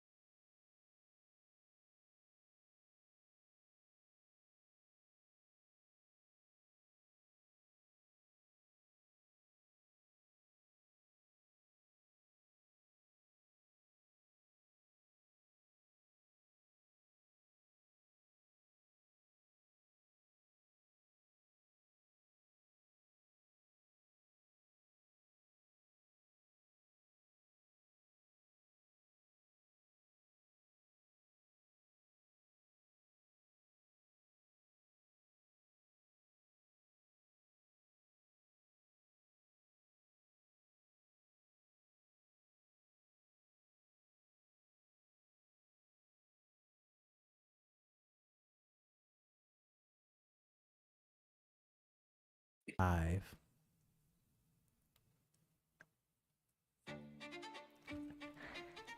Hey, everybody. Welcome back. We are returning from break. I will give a quick recap. Last time, we returned the party members together. They were all reunited. We had 2 new members, Atreides and Ravenaw the Real, as he's been called. The real Ravenaw, Tarsinian's evil brother. And we have had some pretty crazy discussions about the meaning of life and what it means to be a god. But after that, we went to sleep. Everyone got a pretty good night's rest up until about 5 in the morning when a lot of frogs started creeping into camp. Oh yeah. A lot of them. Big frogs. Some really big frogs, about 15-pound frogs. Big old And after some deliberation, everyone decided to, or Pickles decided to wake everyone up. And then after some deliberation with the frogs, they eventually met the man who had been taking care of them, Giorgio Malakau, a very strange conservationist who really wants to protect these frogs. And after a long discussion with him about what he should do with his life, if this was futile, if he should go into frog sales, the crew had decided to scry on Ambrose's father, Isaac, to see how he was doing. He was under the care of Master Lorien and his elven servant Servius, and everything seemed to be going well. Isaac is estimated to awaken in 7 days. What if it would have been like Yeah. that scene from Billy Madison? His grandma is and Ben Stiller's like torturing her and stuff. Oh my god. Listen here, old man. Yeah. Listen here, old man. Yeah. No, Isaac's Oh my safe for now. Dun dun He dun. is safe for now. And that was where we picked back up. It is a very early morning. The sun is just starting to creep up. Giorgio is over not too far away feeding a bunch of frogs. You can hear them all going wild, ribbiting as you pack up camp. I like that, man. I'm gonna miss Bartholomew. Idalia, did you get the name of the one that I was trying to name? Did it have an actual name? Oh, yes. Rip, I believe. Or something along those lines. It doesn't translate perfectly, you know. Okay. Interesting. Mm-hmm. All right. So, Atreides, Ravenna, we are headed. We are not welcome here, certainly. So we are likely to continue. Do you have business here in Ortimal? What are your plans? Oh, I am not particularly welcome in Ortimal myself. Neither am I. We could help you through our country, if you would allow it. Adalia kind of looks to Pickles and Ambrose. She assumes that Ferrick's probably equally concerned as she is. Yeah, if you look over towards Ferrick's like washing out the coffee pot and just like back turned to everybody, like peeking over their shoulder. Head turning like all the way to Right. the back and then Yeah. back. And if you see them and you're looking at them and they see you looking at them, they're kind of snap back. Yep. For better or worse, it seems our destinies will be intertwined again. It might be easier to face it together. My brother does not usually leave survivors. I think he will return. Well, I mean, he killed who he said he was gonna kill, but listen, if we want to get Ravenar the fake, like, quick, what a better way than to have Ravenar the real just, like, tagging along? We do Right. need help. Like, if Ravenar the fake looks and he's like, oh my goodness, my brother is with them, and he gets all mad, and then he might show up all mad, And then we can kill him. Perfect. You're cool with killing your brother too, right? Right. Just to confirm, we're on that same page. We can cross that bridge when I see him. why do we have to kill him? Why can't we just, like, stuff him in a ring? I'm gonna Like, kill him. right. Actually, never mind.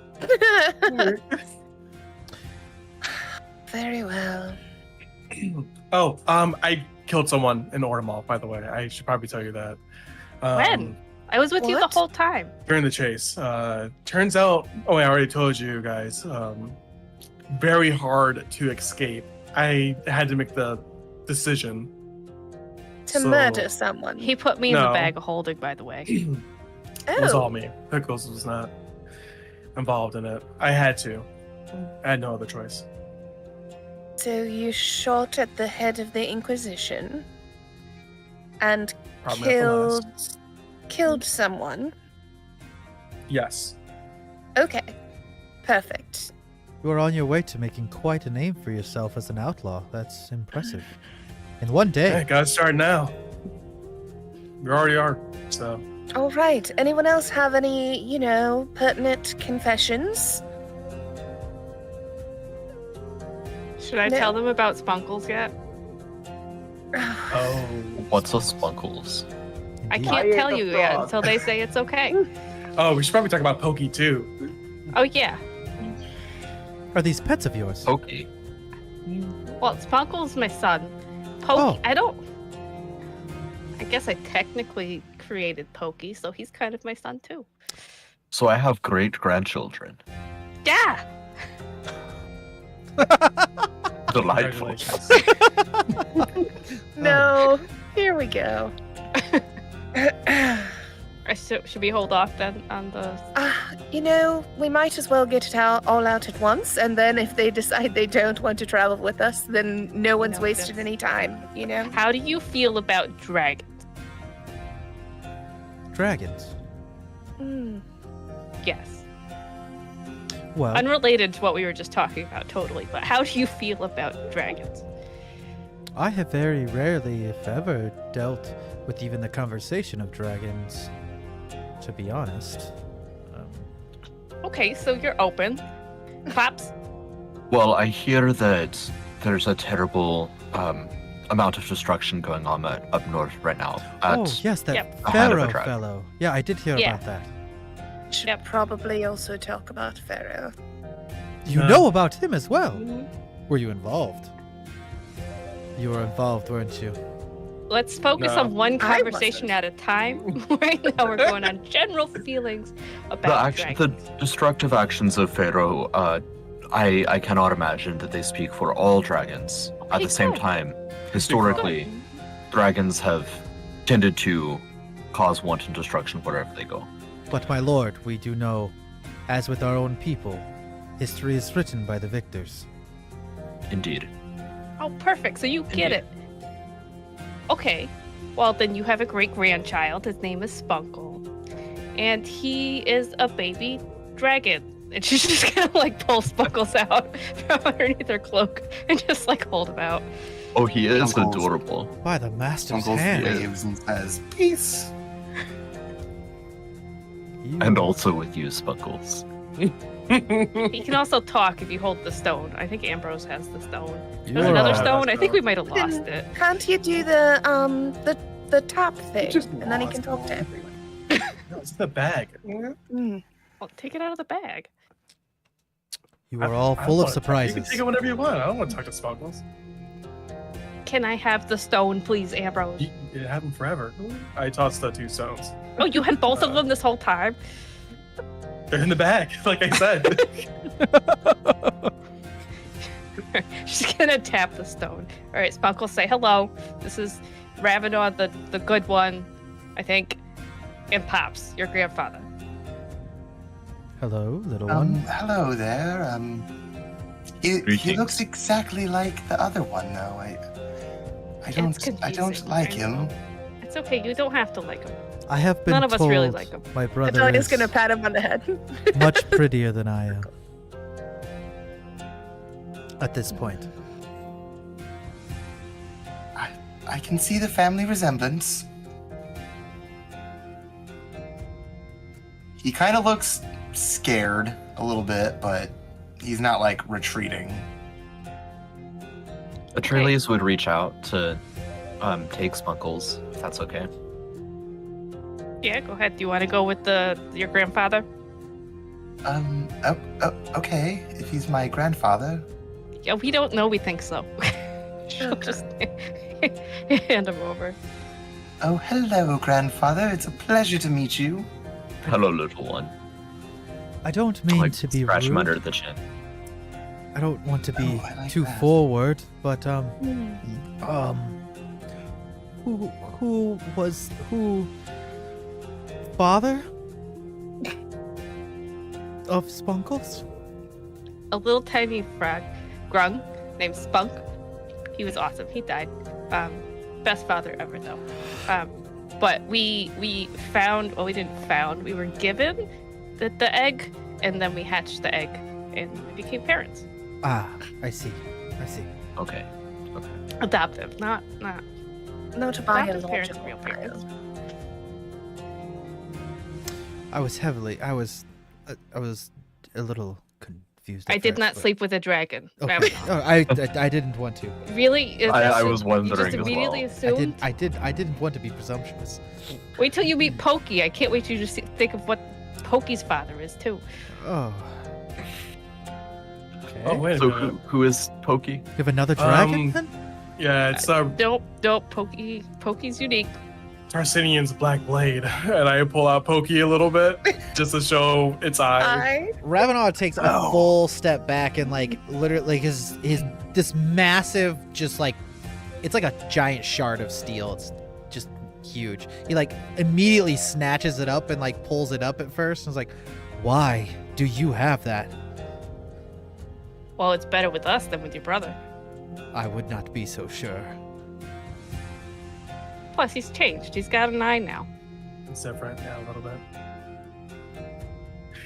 What am I supposed to do with it? I mean,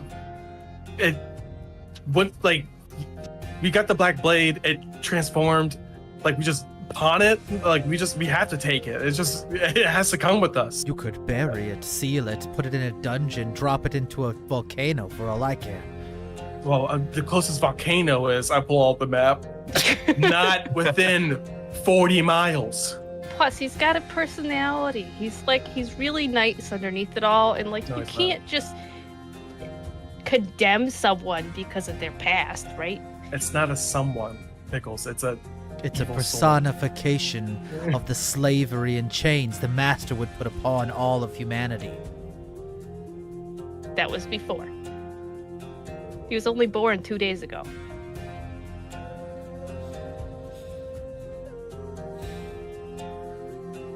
I'll put him in the bag. Sorry, Pokey, the deal's off. No. I'll put Pokey in the bag.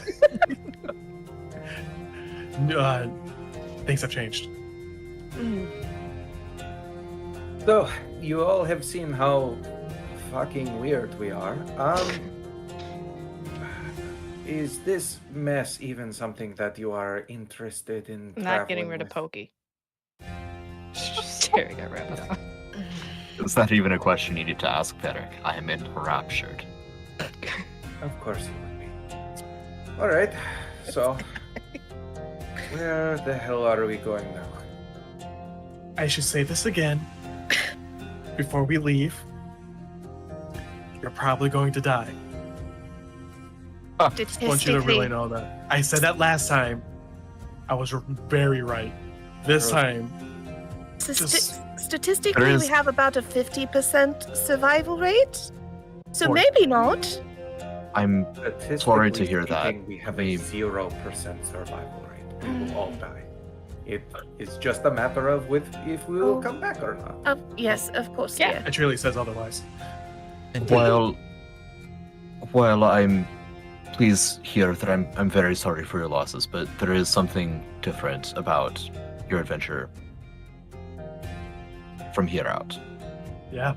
Because You ready to go? you're a god who cannot die. And who can command others back to life if they wish.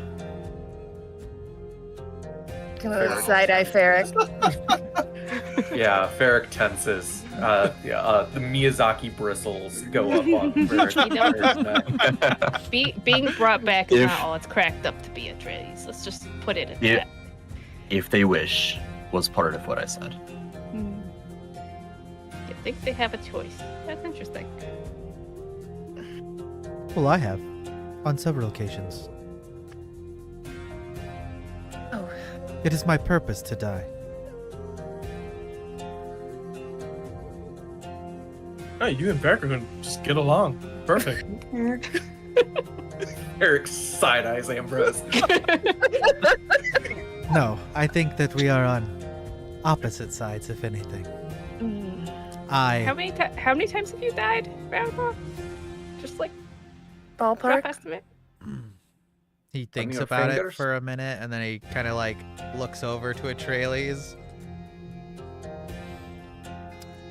Was it? It was 6, right? Oh, that sounds about right. Oh no! I forgot the rock slide. 7. I'm gonna insight check this. They're BSing me. Yeah, don't. Hold it. Oh god. 21. Gentlemen, As far as Ravenau is concerned, he's died at least 6 times that he could remember, with the added 7th of the rock slide. the rock slide rings very true when he says it, the way he reacts. Oh yeah, the rock slide. Yeah, 7. Seven, yeah. What about Right. Atreides? Yeah. Yeah. interesting. Okay. I You am were the brought shield back normal. that will bring upon new divinity. I give myself and my body to protect him. Okay, maybe not brought back normal. How romantic. Where are we Romantic. going? Can we start Yes, going? I do think we should probably go there because yes, I, we are wasting I, it, I I think agree. yeah, Giorgio did sort of see me do magic, and Ambrose apparently murdered someone. So, and Don't we're say all being murder. hunted as fugitives. So, Pickles is gonna Yeah. give Adalia's one of the Spunkle Stone. Give the other one to Atreides since he's currently carrying Spunkles. okay. In reality, I defended myself, but it's not really murder. You know, Oh, it's just We'll have so much time to argue semantics along the road, I think. Well, that's one of my favorite pastimes.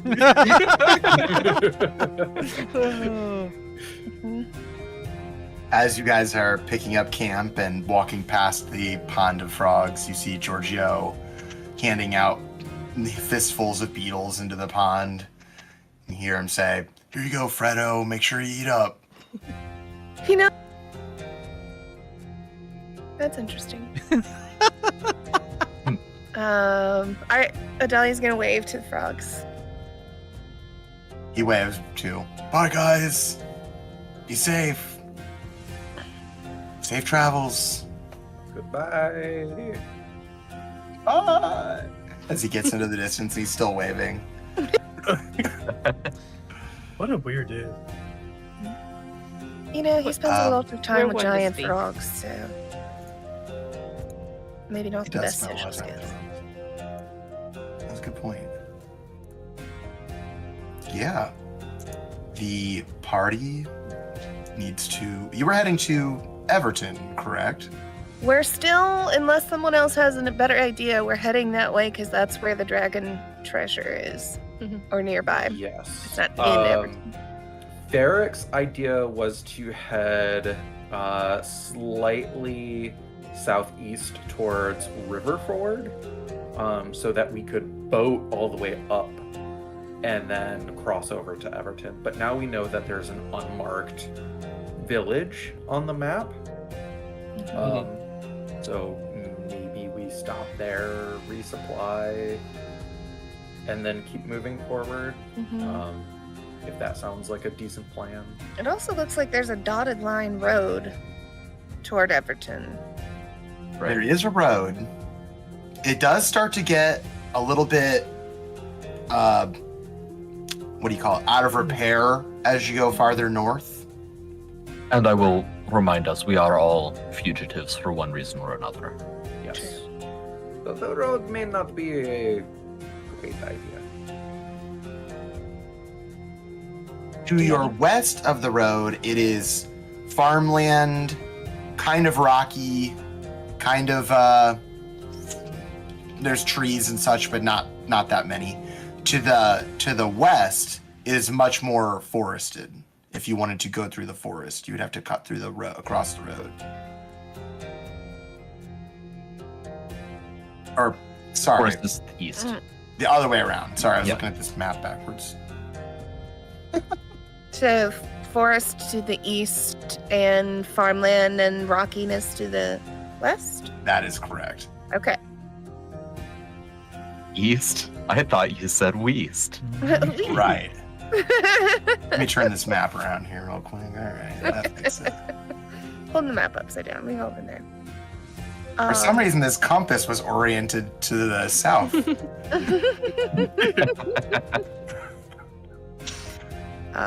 It will take about 3.5 days to make it to Everton. With the information that Giorgio gave you, you would know that his village is about a day's travel from here. And his farm is somewhere in between, here and there. Just along the road. It's the largest village north of Ortimal. I think we should avoid Riverford, honestly. Do we need to Alright. stop? Can we just go? How many days does it look?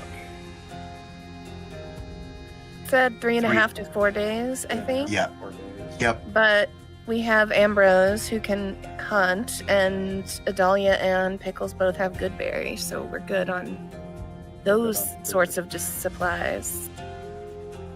I will need to restock on diamonds soon. I can We got a help ton. with that. Amber's got a ton. I got so many diamonds. Got a shit ton of diamonds, Wait. bro. Oh, really? Okay. Well, then I Uh, suppose there is no need to stop. I mean, small towns are unlikely to have diamonds anyway. It's just a question of Riverford. I mean, if it's for the group, I look at everyone else. I don't see much of an Uh, issue with it. Sure, why don't we give a diamond to Atreides Thank you. for safekeeping? We are not telling Atreides how many diamonds we have. Yeah, I take out actually a notepad and I write down the diamond and I flip the book. Have like an inventory. Yeah. Yeah. Makes I sense. am removing the 1 diamond from group inventory, and you can go ahead and put it in your inventory. Got it. Got yourself a revivified diamond, my friend. Indeed. I'm actually. Ferric, are you okay if I don't bring this other bag of holding? You have 2 And- bags of holding? And Yeah, I have do- my own. We have another one. And Mm. do what with it? I need to replace it with some. It's got some magical properties I need to break down and put on my other stuff. So, So we're just down to 1 bag of holding? yes. I think that's fine. Yeah, that should be good. Pokey's gonna have to go in the bag, actually. So You know, that's why Pokey I'm could just asking. travel with me because Pokey shouldn't be in the bag. Is Pokey should go in the bag. Bigger than Pickles? He must be, right? He's a longsword. He's a longsword. He's gotta 3 be feet longer tall. than Yeah. You could drag him. Yeah. Oh no. Just on your back, it like leaves a permanent line behind you. How did they find us? Subtle. You're just plowing the field behind you. Wow. I could just carry him on my shoulder. Ambrose, just give me Pokey. He deserves to see the countryside. I'll hold on to Pokey. I'm gonna take it when you sleep. If you can find me. Sorry. I was getting my spells ready. I'm good. He's gonna be in a bag trick. All right, I Um, say we travel where we can bring the cart. For as long as we can bring the cart. Stay on the road then until it seems wise to leave it. Yeah, just because there's more of us. So, True. Give a wide berth to large towns, though, I would advise. Move into farmland around them, and then rejoin the road after passing towns. All right. Excellent. So, just to be sure, you guys aren't going on the main road? You're gonna stay off the main road? You're going in the woods? I mean, Keeping the if cart. Taking the cart, I assume we're gonna stay on the roads until we get close to towns and then try to circumnavigate them. We should definitely stay out the roads. The main roads is a terrible idea. Then I don't They think know we can where take we the are. cart. You cannot. You could bring the cart, it'll just slow you down. It'll be like definitely 4 days, maybe 4.5. That's acceptable. All right. Yeah. Then yeah, apparently Okay. not on the road. Okay. But keeping the cart.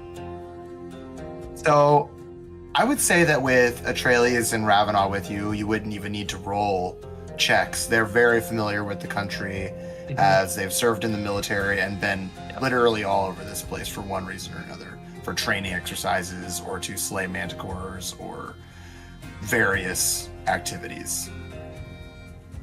There has not been any war, like large-scale wars in their lifetimes, but there have been battles fought.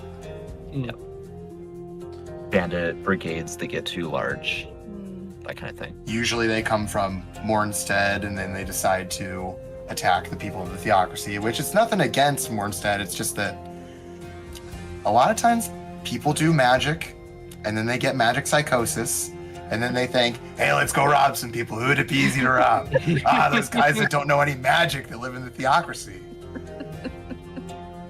Yep. All right. Duly noted. So, you travel all day. It is a windy, sunny day. The clouds are passing it over your head at a pretty alarming rate. It's one of those like, damn, dude, it must be really, really windy up there. But it's pretty just normal windy down here.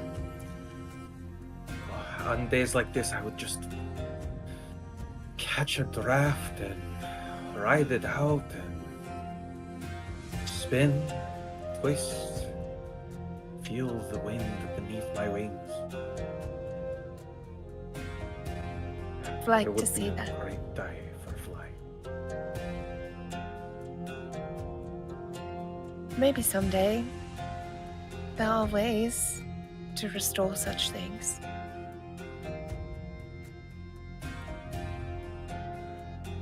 Would you want that? Beric has a very bittersweet kind of wave of emotion coming over them. No. If I spent all my time up there, I would not know such wonderful people down here. It is true. It would be nice to be whole again, though.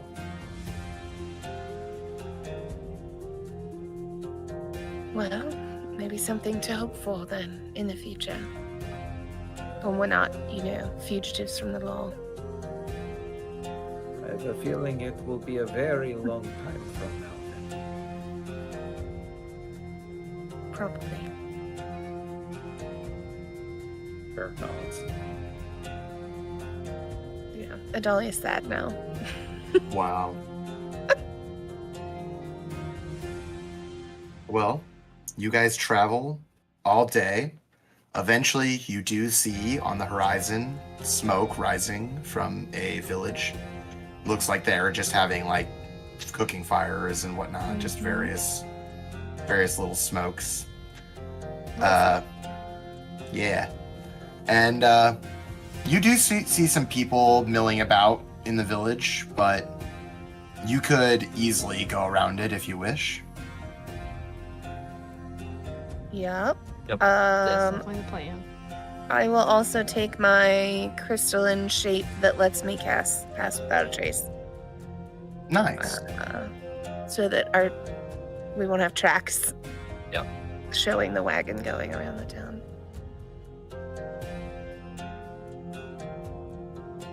You travel a little bit into the night to make it to the far side of the village and make yourselves a little camp. It starts to get extremely rugged up here. You feel like even if you were on the road, it wouldn't make a whole lot of difference as the terrain is starting to get very hilly, very rocky. Probably the roads are also probably very similar. Is It it is- too rocky for the cart? No, you're just losing time. Okay. Well, this seems a good place to make camp for the night. Sheltered from the wind, secluded from the road with all of the rocks, boulders. Atreides puts that about using the remainder of his sourdough to start another batch. He's kneading dough with it in his urn. Nice. Adalia will start collecting firewood and stuff and then zap a fire into being for cooking. I'm gonna patrol, look around, see if there's anything weird. I think Ferric will follow Ambrose. All right. What are you looking for? Just like footprints, signs of people nearby or animals? Yeah, or- I would cast detect magic, having that up, but also scanning the perimeter, looking for weird tracks or anything out of the ordinary that I would notice. Right. Give me a survival check with advantage since Ferric's with you. I look with advantage. 22. Yeah. Nice. It is very, very undisturbed. Nothing seems to have been nearby. There's been some small game like deer and such that have been through, but other than that, nothing.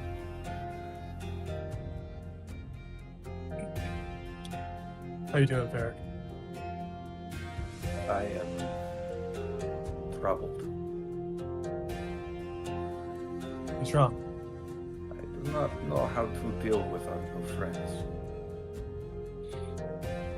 I sit by a tree. You wanna have a seat? Ferric crawls over and leans against the same tree. I feel the same way. Honestly, Atreides is giving me the creeps with this whole god complex thing, and if I have to hear Ravna talk about the whole beating thing, about like injuring himself, it's a weird vibe. But one, it's also my fault that I feel that way, but also we really do need the help, and they are good people. Do not shy away from the scarification. We all bear our wounds in one way or another. It is not any different from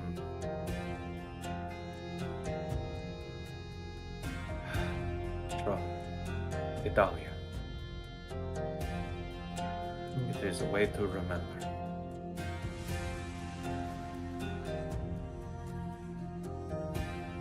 Frankly, Ferric,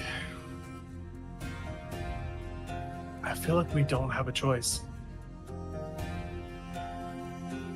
We are in the theocracy. We are deep within the enemies. We need help. And I think us giving a little bit of trust towards fake Ravenel made me realize that we need more friends. And I really need to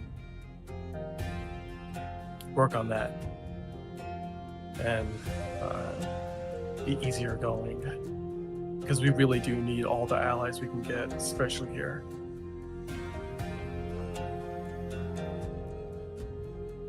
There's been so much death lately, and I feel like I grew my role in that place. But to be honest, I dealt with death before. It was mostly of two kinds.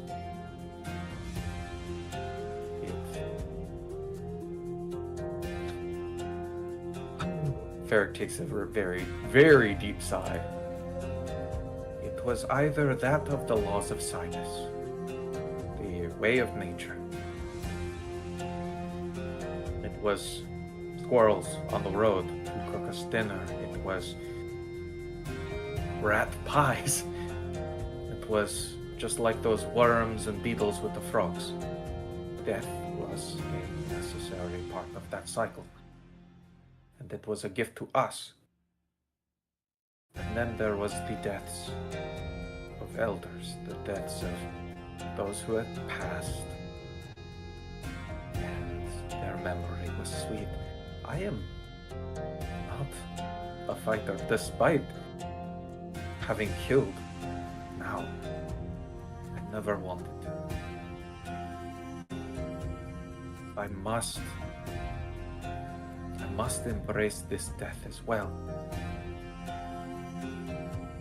And it is so hard with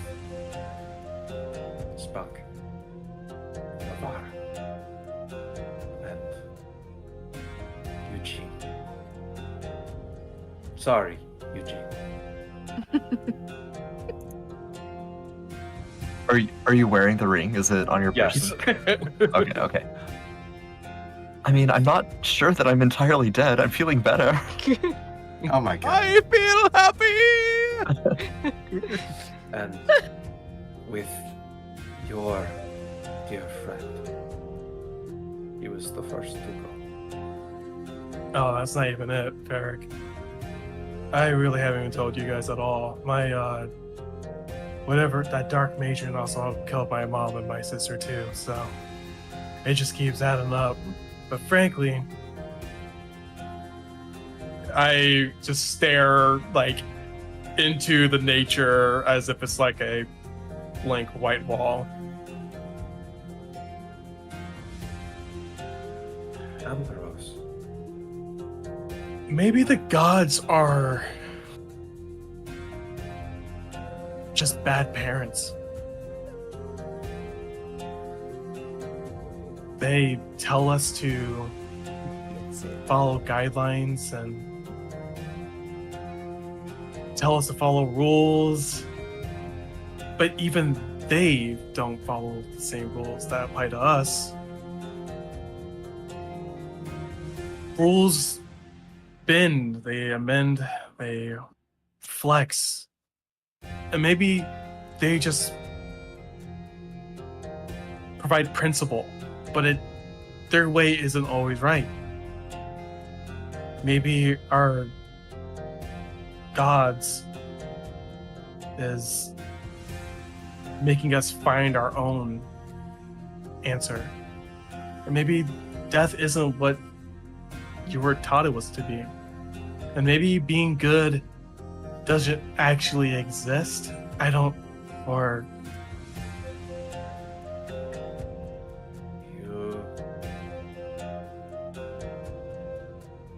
Careful, you're starting to sound like our new friend. Are Who you knows, sure maybe- you're not after godhood yourself?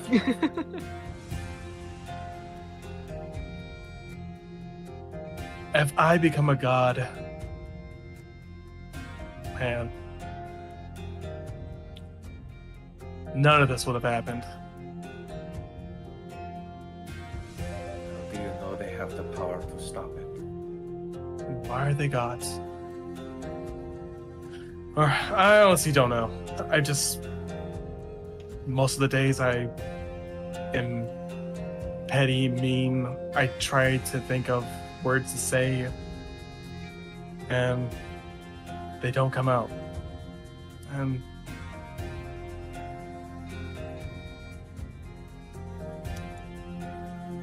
maybe I'll find that answer within myself. Maybe being shown so much death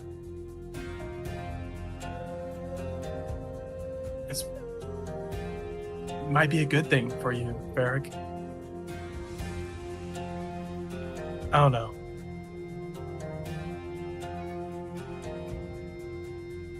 Varric nods and I mean, why would turns the ring Vespa on their finger. torture me like this?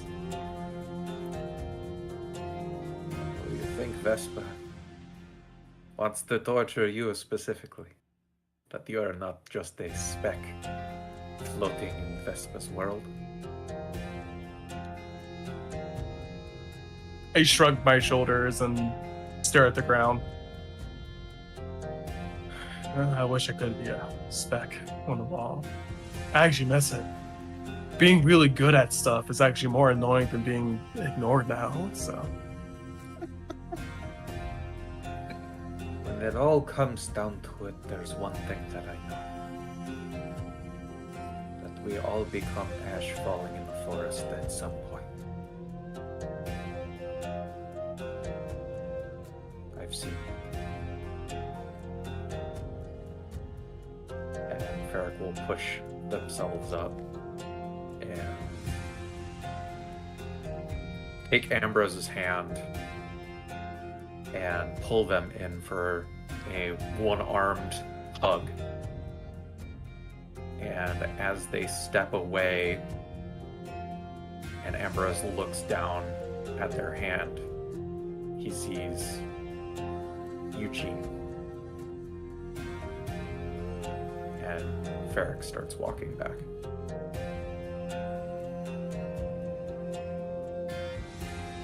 Maybe the gods don't matter at all. Maybe we just need to be here for each other until we are all dead. Eric, can you do me a huge favor? Ferric nods.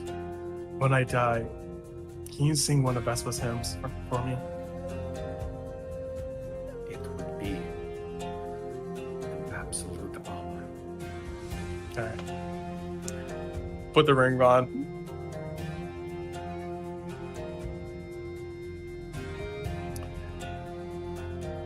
I'm so bad at this. Eugene, Ambrose? hey man. Hey. I had a lot of things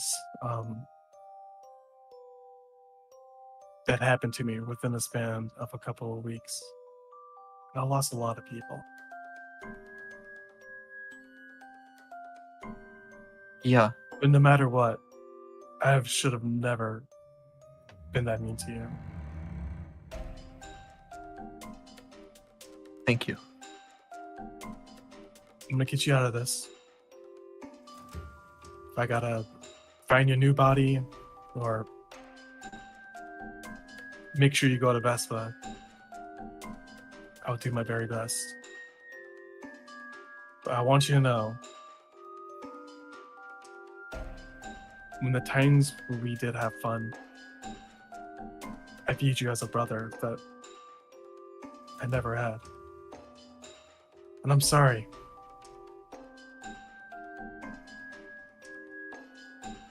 Thank I you, really am. Ambrose. Thank you. It's I've never been good with words either, so I understand making you mad at me. I'm just glad that it's come to this now. Yeah, I should have said it way sooner, or at least I had the chance to talk to you and apologize. Well, I'm not going anywhere. Soon, I mean, maybe in a couple weeks, we'll figure this out. Maybe the way life is going, I feel like we're going to have a resolve fairly quickly. So Right. We'll see. We'll see what each day brings, or what each cycle within this ring brings.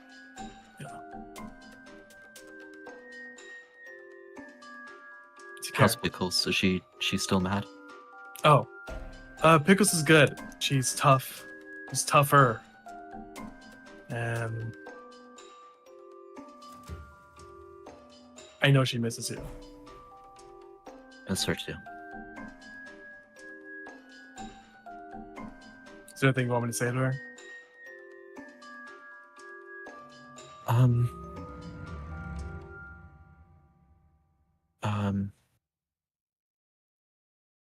Tell her that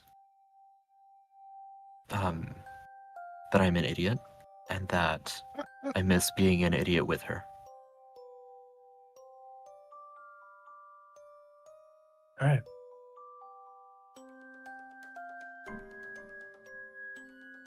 This is goodbye for now, Miraz.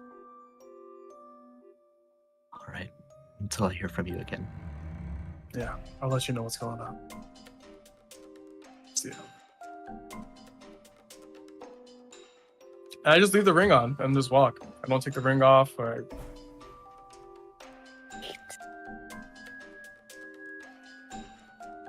head back to the Wow. camp. My heart grew 3 sizes this day. That was so sweet. Yeah. So yeah, everybody, Ferric and Ambrose return to camp. All's clear. What's Ravenel doing? Ravenel is just sitting quietly, Being Trying. hot and sad. Yep, Being hot and sad. being hot and Great. scarred and emoed, and Great. just trying not to be in the way or even noticed. Basically, just sitting to the side quietly. Pickles is probably awkwardly sitting like 3 feet to his left. That sounds about right. Atreides would be digging a small hole next to the campfire and putting To his bake face in it to bake the bread. Yeah. Wow. Love a man And, with hobbies, though. Props. Yeah. Upon seeing Ferric, and then behind Ferric seeing Ambrose return, he would clap his hands together and he would say, "You know what I think we need? So Some bread that will come. It needs time. Oh man. I've sensed a little tension, a little disagreement. I know that I'm new to all of you. Ravenel is in a way new to all of you, in a way stirring some negative feelings. In Ortimal, something a tradition that is associated with the master that I do think has a great amount of merit, whether in the confines of the theocracy or not, is the practice of memoria revelare, which is a shared discussion, meditation, memory of our past. And of course, it's one thing to think back on your own memories, but I've found that it's another to share them with close friends, with new friends, because it leads to discussion and reflection. It stirs things in your own memories that you might not otherwise ascribe any relevance to.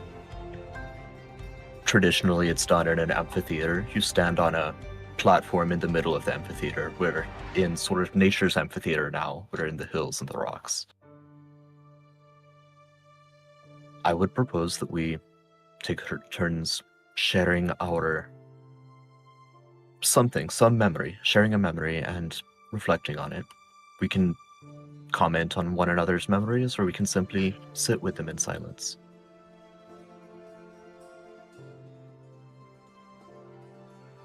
By all means, go first, Atreides, so that we can see how this ritual is performed.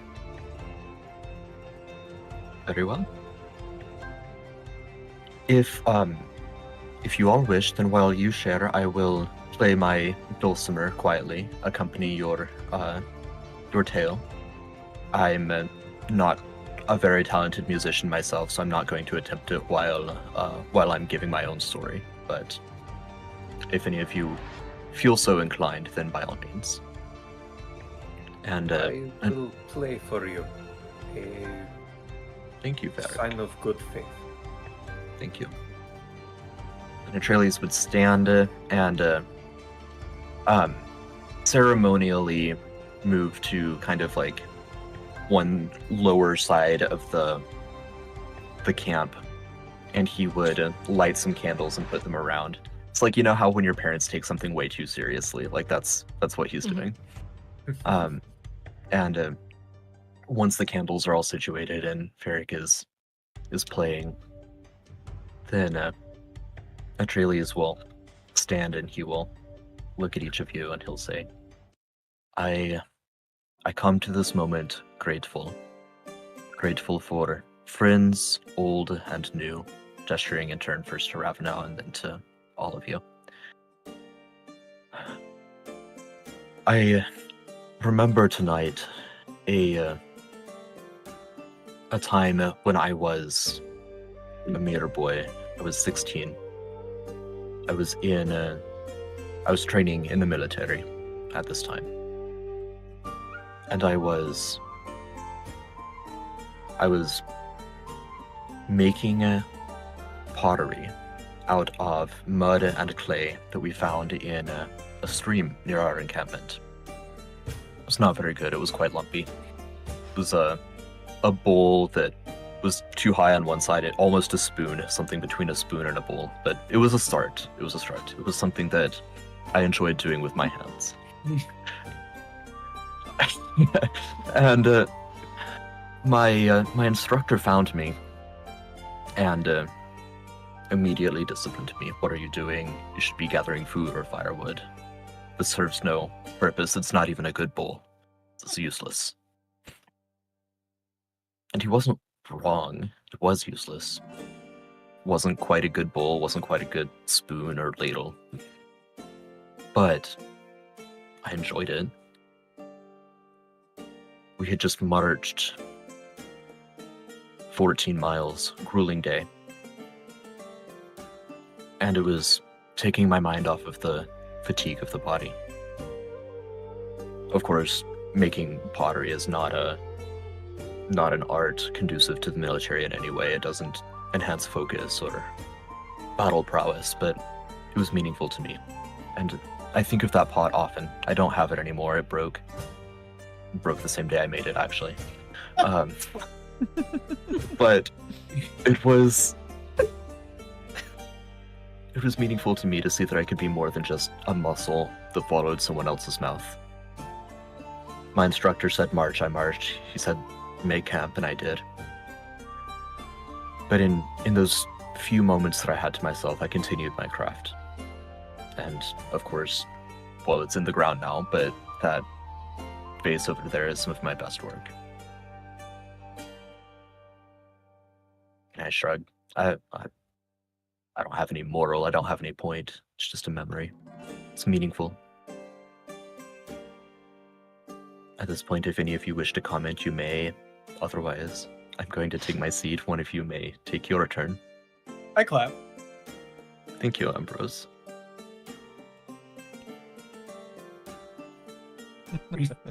Snaps.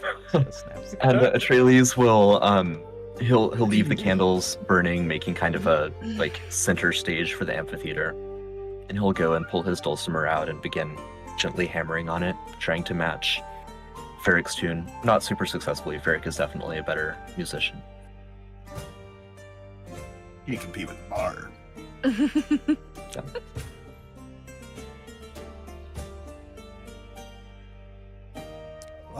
Ravana, I guess, will awkwardly stand up.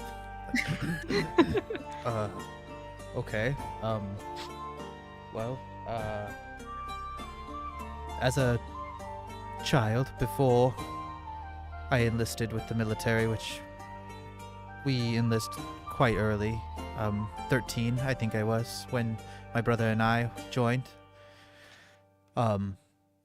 Before then, I was a clumsy, child. My brother was fluid and elegant and charismatic.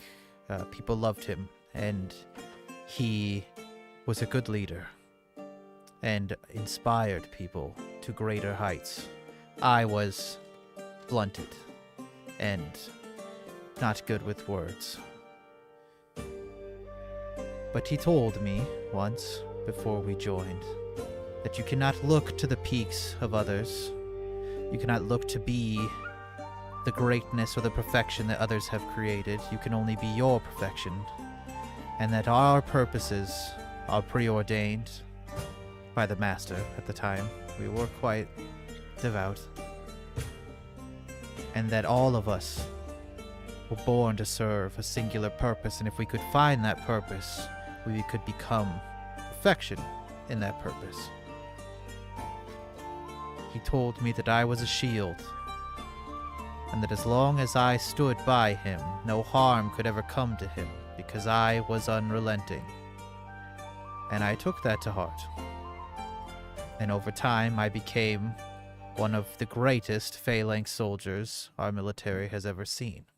And I have stood on many training exercises against bandits, manticores, large beasts, unwavering. I have yet to find an enemy who could break through my shield wall.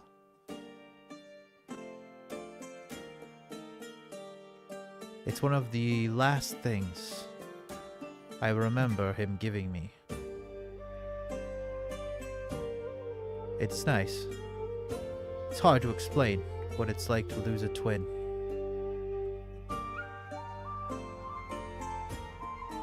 But that was nice. He gave me purpose, I think. Once. And then he just kind of sits down. Adalia has been listening to this story with rapt attention, and she undoes the locket that she wears and opens it up and hands it over to Ravenel. And there's a portrait on one side of a couple, like a little painted portrait, but on the other there's a small, pale woman with dark hair. And she'll point at that one and say, I think you would have liked her. You remind me of her a little. We weren't twins exactly. I have no blood relatives, of course, the crystal-born are created out of nothing, really. But I think when the crystals set me down here, they did it in a way. They gave me to my parents, who had another little girl, the same age physically as I was when I appeared to them. So we weren't twins, but we might as well have been. And she was so much tougher than I was. She was so sure all the time.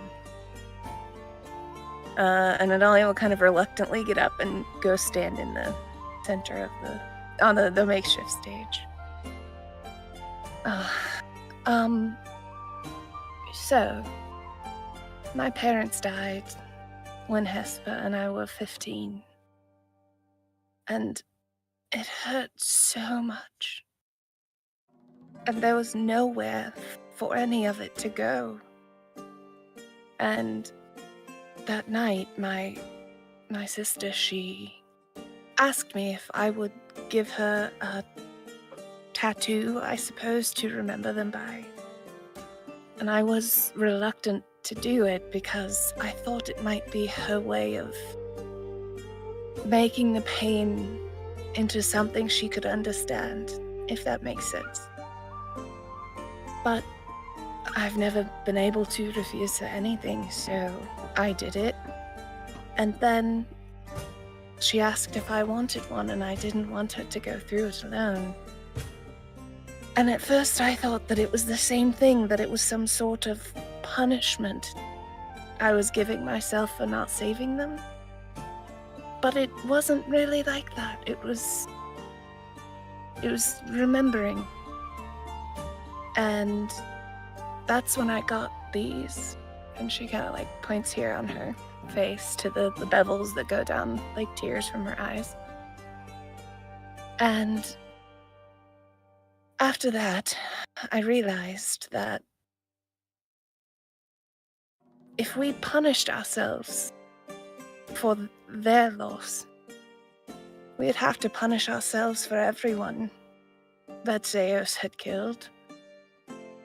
And it would never end. Where do you draw the line?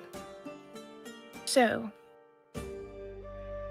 Hesper never got another tattoo, but... And she like holds up her arms and they glint in the firelight. But I remember everyone.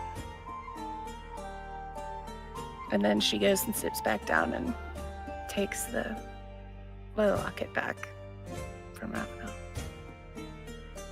Thank you for your story. You're welcome. Ambrose claps. Yeah, Farrick claps. Somberly. Somber claps. Yeah. Aw. They're like, whoa! Get paid. Yeah! Hell yeah! Rebird!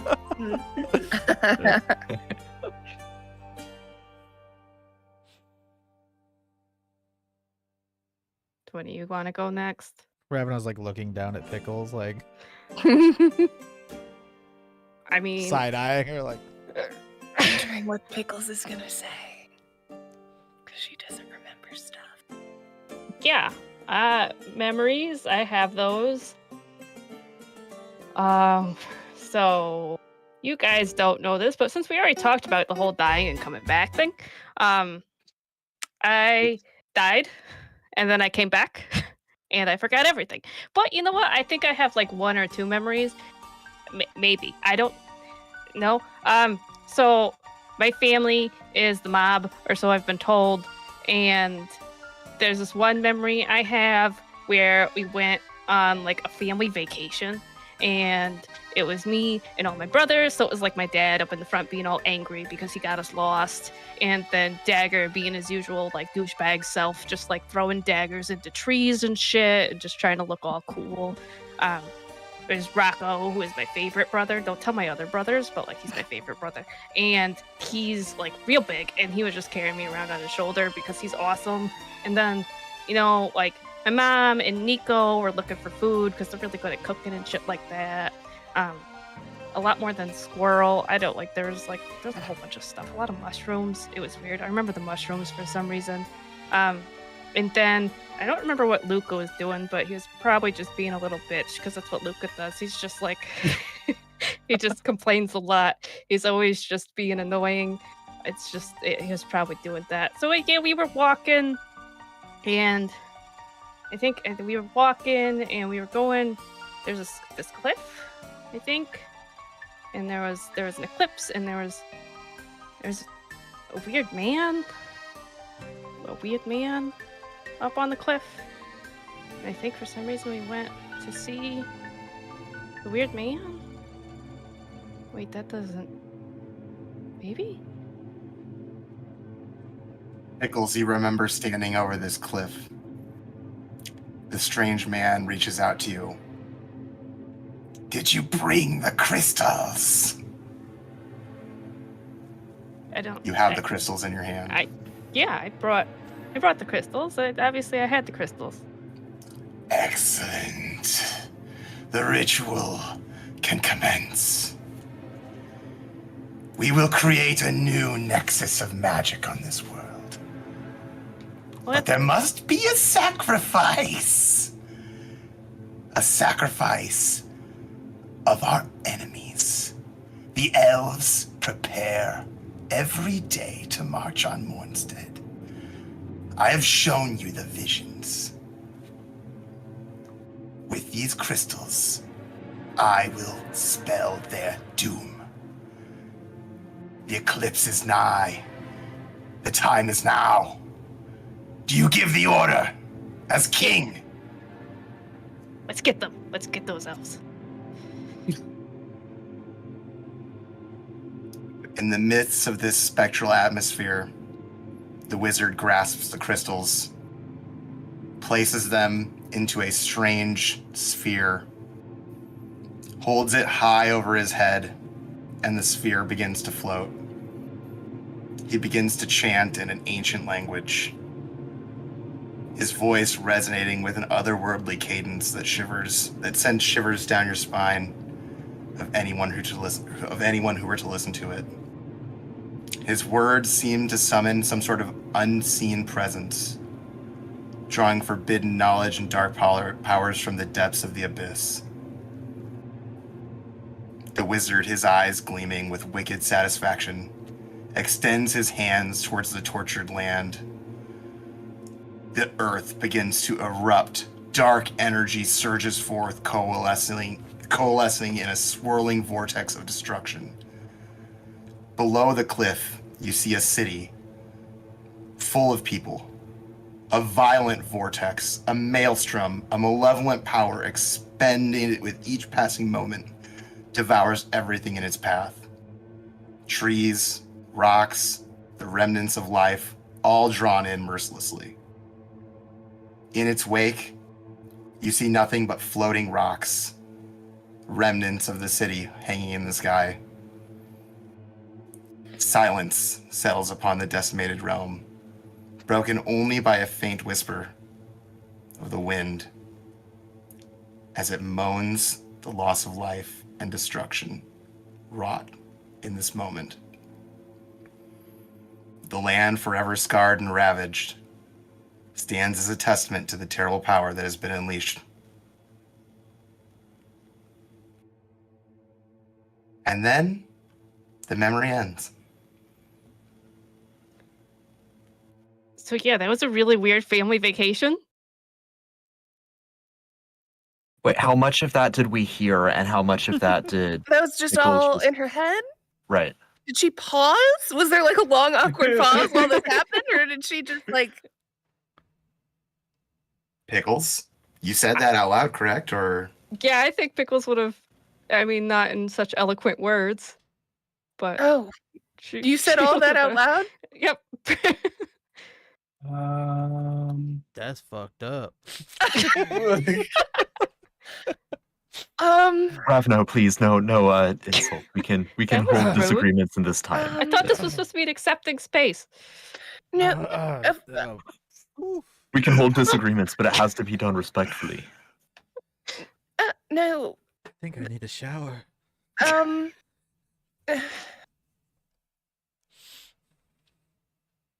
That's my memory. That is no. That's- We read about this. We know about this. This is Ortimal. This is the reign of Eric the Terror. The wizard from Right. Kelvin, the The one that Kelvin was worshipping or the something. painting. That's his. Those are not your memories, Pickles. You weren't alive then. I mean, How the they're in my hell head. is the king memories in your? Oh, it's called the king. That is kind of weird. I mean, you are royal in our hearts, but you are no king. Okay, all right. So you have the memories of Eric the Terrible in your head. The Terror. I'm sorry, darling. I'm a little discombobulated. I am. I Okay. mean, I feel like they're just my memories. I don't. That's Wonderful. Pickles, that is wonderful. Thank you. Thank you for appreciating my story No, and I hearing really what I had appreciate to it, say. Pickles. It Honestly, was Pickles, quite good. today, I do agree. It took me aback. It was very detailed and informative. I want to hear all of your memories. and That's your the only one I stories, got. Pickles. That's No, it. there's more there. Oh, thank God. There's definitely more there. Ambrose's fingers are like jittery, but like with excitement just a little bit. Pickles moves away from Ambrose. okay. Thank you, though, Pickles, for being so vulnerable with us. I'm not It's- going to it's share a with you safe guys space. anymore. It's No. It's a safe space. You just surprised us a little. We have learned so much about each other, and the conversation thereafter is where bonding is supposed to form. I don't feel bonded. Where do you guys go? Already went. I'm Not you, Ravador. I'm not certain how anyone could follow that memory, but It was a doozy. That's the only Maybe one I got. because Don't know. It occurred in I focused really the hard. kingdom. Mhm. Maybe the king's soul was never amended, so it was possible that it remained in that chambers and just no one mended the soul. It was there. And then when the life transference occurred, with the effect of, I'm assuming, the crystal, the necrotic energy of Zeos, and 2 other forms of crystals of Christopher, Ooh. it's What? another you person that died. remember the 50% survival rate? It's actually worse. Another person that I died. told you it was 40%. Yeah. Okay. You stuff all your I friends' wish- souls in her? I don't see how it could be Christopher's soul either. Christopher was. It's not. It's a. There was like a wormhole. Remember when I was playing with like Zeus's blood? Pickles. You remember I created that portal? Yeah, we It- played it- cards. It probably. I mean, this is all just theories. It could be possible that the combination of 2 crystals occurring, a life transference, a wormhole of just pure energy just siphoned inside you, and it caught something. How much That's do you cool. know of this Zeus? Honestly, nothing. I'm just a bad guy. Well, I suppose we know almost as much as anyone. What do you want to know of him? How old was he? That I'm not sure anyone knew. He He was. was ugly old.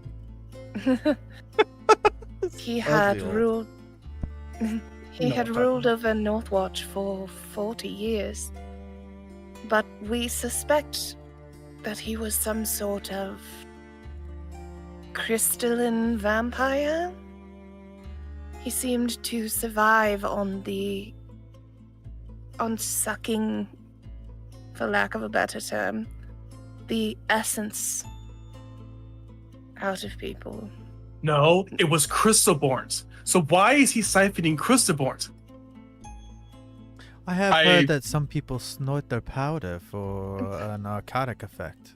This was not Yeah, I've quite. done that. This was not Wow. quite the same sort of The thing. memory makes sense now. If these are all just Pickles like drug induced. So first I snorted the line, then I met the Dark Wizard. Then I met the Dark Wizard, who destroyed a people.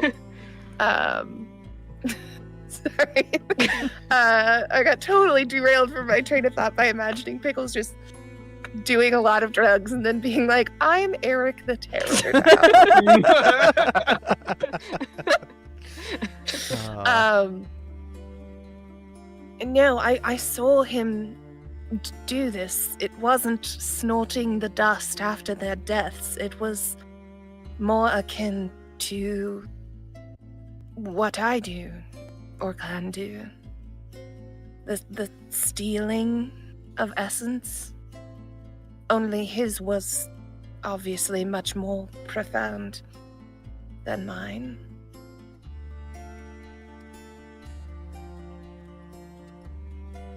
What if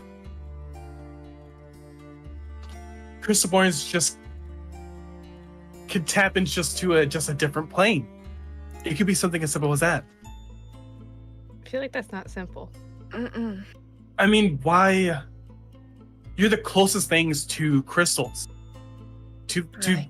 the most incredible power, and you only a few exist that are born through it.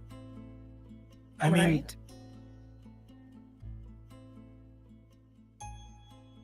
They say we are created with great purpose.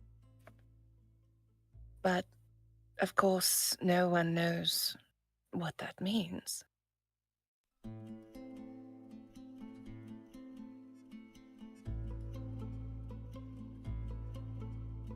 So just to get this straight, you're saying that I'm half an evil old dude? No, darling. no, I'm saying at the moment of you being resurrected, there was so much energy occurring that it took a little bit of the old dude.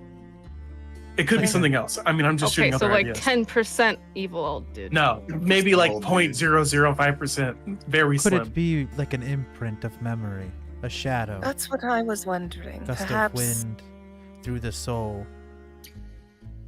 I mean, we know that I'm broken. Like Navarra said I was broken, and the old creepy lady that could change faces said I was broken, and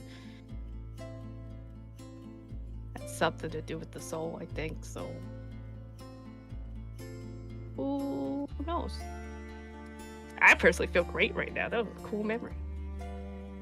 That was cool. Could be a Yeah. conduit. It was a cool memory.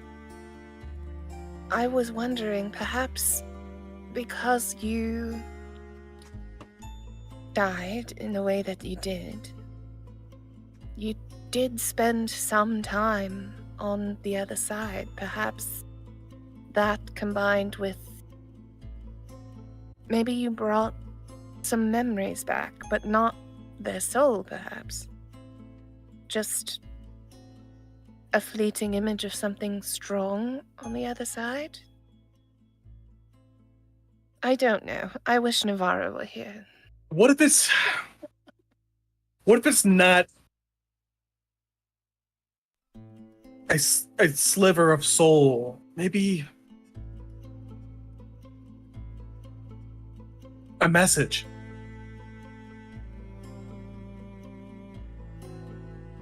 A warning.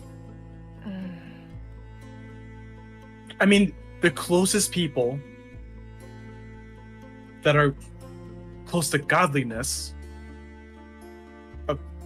are the Crystalborns, right? They're literally created from these crystals, or from some residual magic of it. Maybe they do have some conduit nature that allows them to create this connection, which is probably why Zeos. I just like started leaning back in my chair, like rubbing my face. I think we I honestly do have no not idea. know enough yet. And No. I don't think interrogating our dear friend will yield much better results. I We agree. know more now than we did before. We know that Calvin may know more about this. There's no way we will be able to get the information from him. Kelvin. Isn't that the idiot from Mornstead? One in the Yeah. city. Have Oh, you met that is him? why his name is familiar. Yes, he's the one who throws tantrums when there was diplomatic talks. You do know him. Yes. We discovered that Kelvin is a bit unstable. Compromised. I've only heard hearsay and whispers Mm. trickle down from superiors, but I think that has been the case for some time. We believe he is suffering from magic psychosis, but he also seems to either hero worship or actually worship Eric the Terror. It was unclear. Can I, through my years of high class schooling, has there been like a actual description of magic psychosis? Because I'm trying to wonder if what we see from, I forgot his name, the gnome, Calvin, is it actually textbook magic psychosis? Oh, yeah. I mean, for sure, when you were studying, because you've always kind of wanted to use magic powers Right. that your family have that you don't have access to. And in those studies, you would have learned all about how to shield yourself from magic psychosis. A real wizard is good at it. But a sorcerer is particularly not good at it. They have zero training. Even like a bard or a cleric or a druid, they would have some sort of training of some kind how to master their powers. It's really sorcerers that are just born with extra power, or people that get into it, like a wizard who doesn't have any money, who doesn't go to wizard school, who just like steals a wizard book. That People guy who might go crazy too. self-teach or meddle Yeah. without like the proper. What's that? An arcane trickster, perhaps something like that. They might go crazy as well. But yeah, it's really in people that don't take precautions. If you know what you're doing and you are safe, there's really no risk. But if you are careless or you just don't know or don't care, I guess, careless. How many years You has will it been get it. since the floating cities? Like since that event? Mhm. That event when like the floating cities was created? I mean, presumably. How long ago was that? God, that was a long time ago, thousands of years ago, How long does a gnome I believe. live? Let me look at my timeline. Not thousands of years. I honestly have Gnome- no idea. I think Gnomes 300 like or 400 in like Yeah. typical I thought D&D it was, lore. like, they A like few centuries. depending. I don't know if we're gonna get into the theory crafting of gnomes and how they transfer over to our world, but they don't like die either. They like they're natural. They don't like naturally die. They like fade out. Hmm. They like Didn't know that. gnomes like it's like their creativity. Like once they lose the joy to live and stop being curious, they kind of just they just kind of like bleh.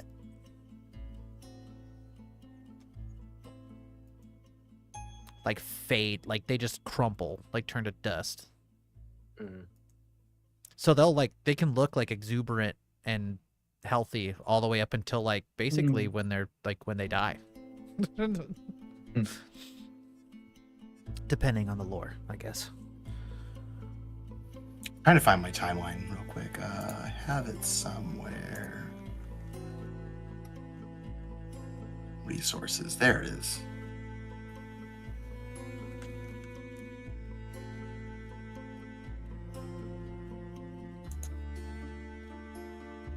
Shoot.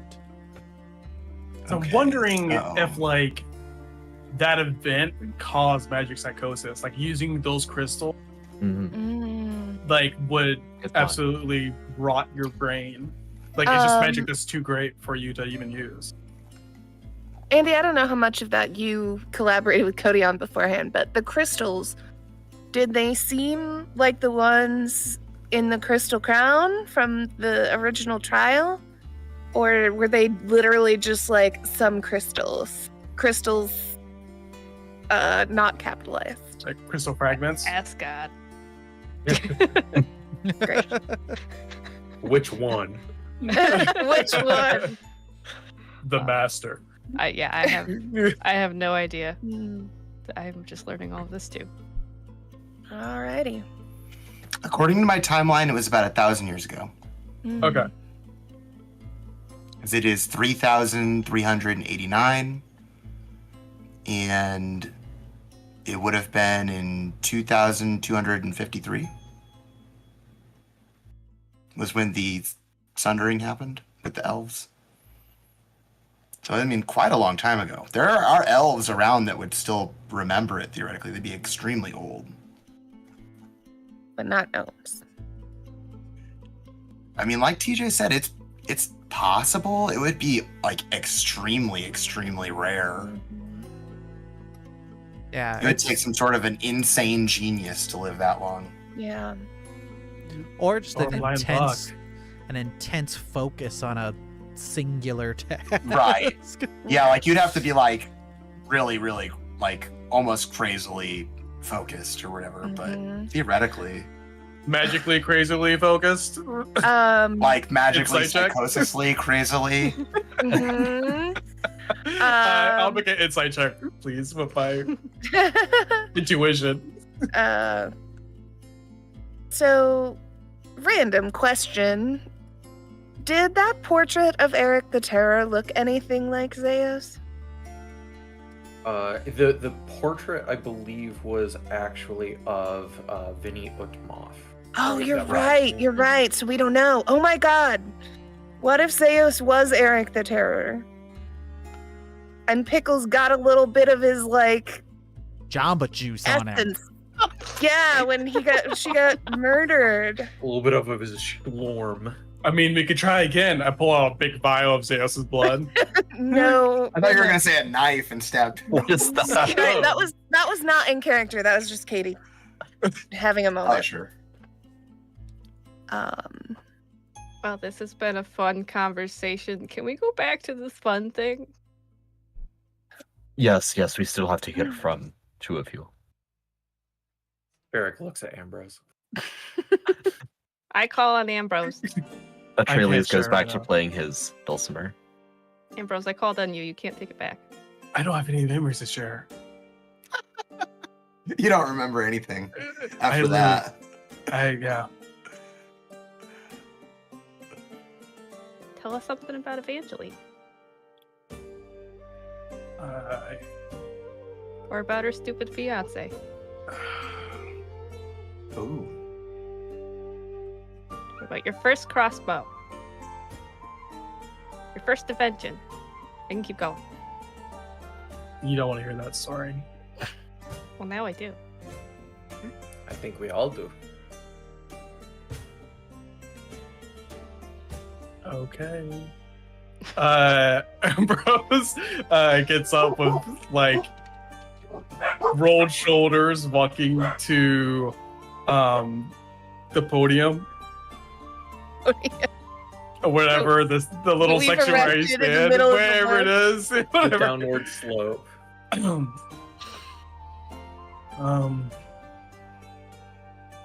I hate this story.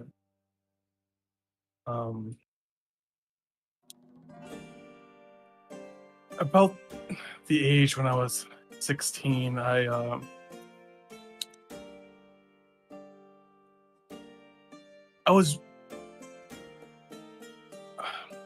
got these weird voices, like, in my head, like, for a couple of days. It was like gurgling. And after the fourth night, it said, help me. For some reason, I had this innate intuition where it was, and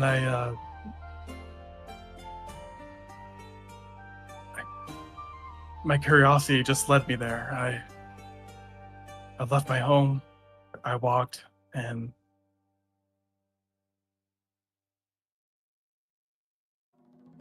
Pickles, you probably remember where that room in the Ivory Guard's chambers with the blood on the floor. Yeah, the torture chamber next to your dad's office.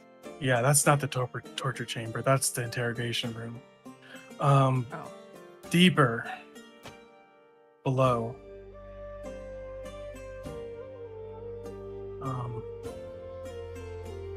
The voice kept on getting louder. And as I walked down deeper into the basement or the cells,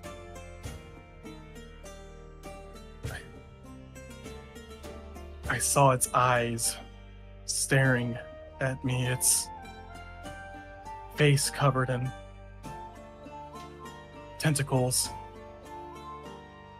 Its wet skin cowered in a corner. I was doing a lot of research at that time because school wasn't going great. And it was this Elethid.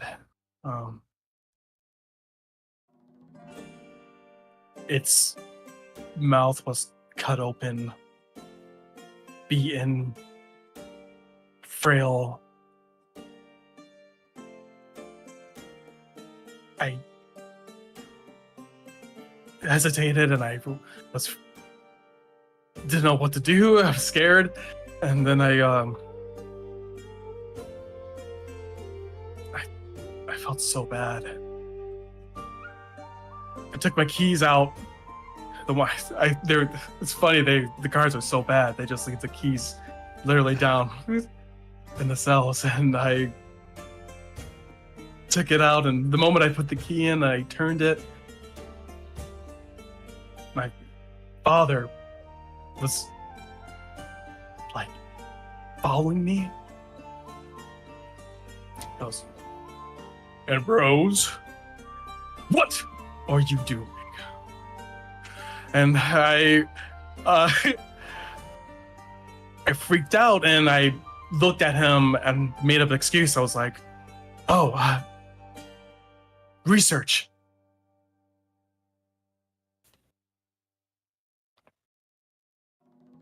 And so he walks towards me and notices that I'm trying to open up the door. He goes,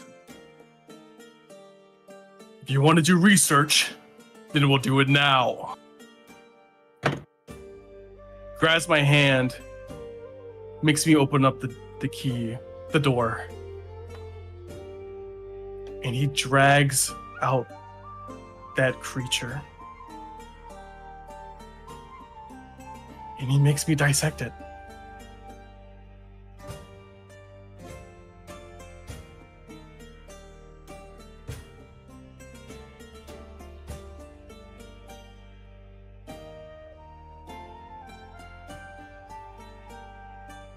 Thank you, Ambrose.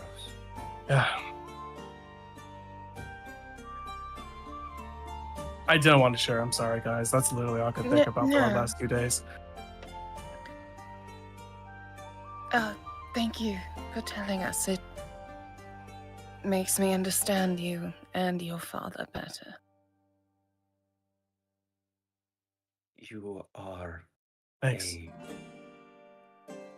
much more forgiving soul than I am, Ambrose. Ambrose like puts up the hood, zips up, and like sits down, and then just is very quiet.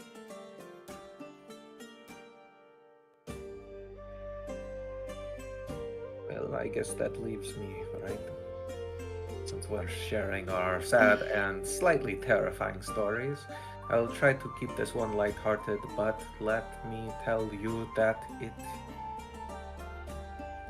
not quite as lighthearted as I would hope it would be.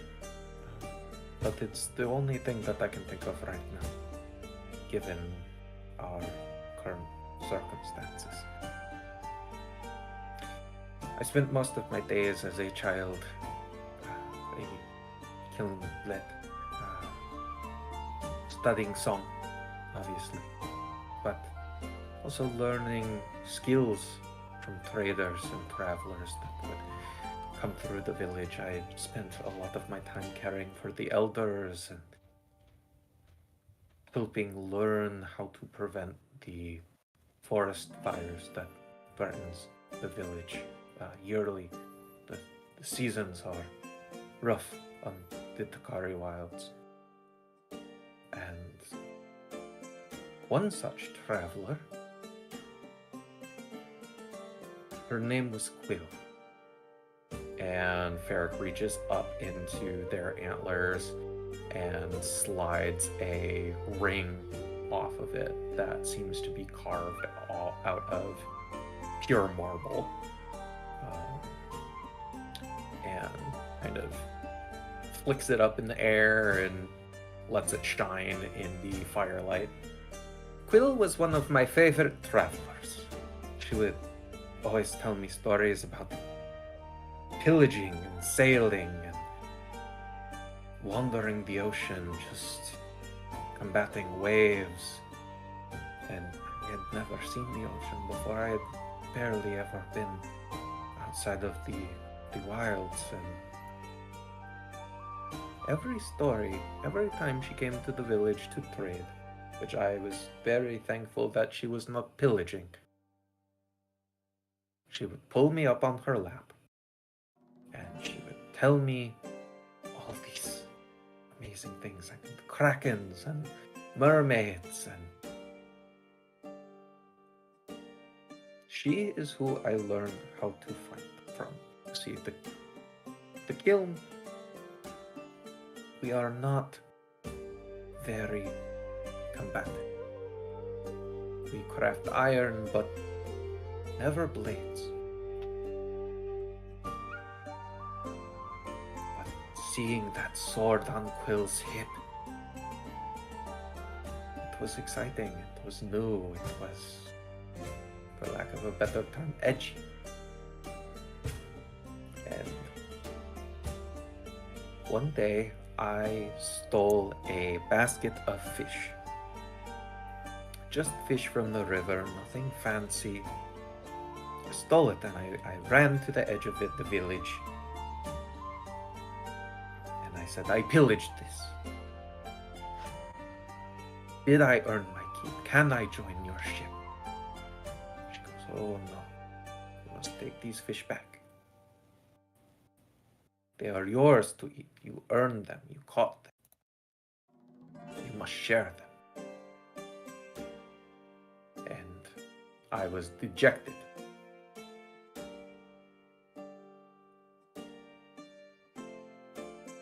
But it did not stop me from stealing more things and trying to give them to Quill. She asks me one day, she pulls me up on her lap and she asks, why do you keep stealing these things? Why do you keep giving me stuff? I already trade for everything that I need from your village. I don't need more.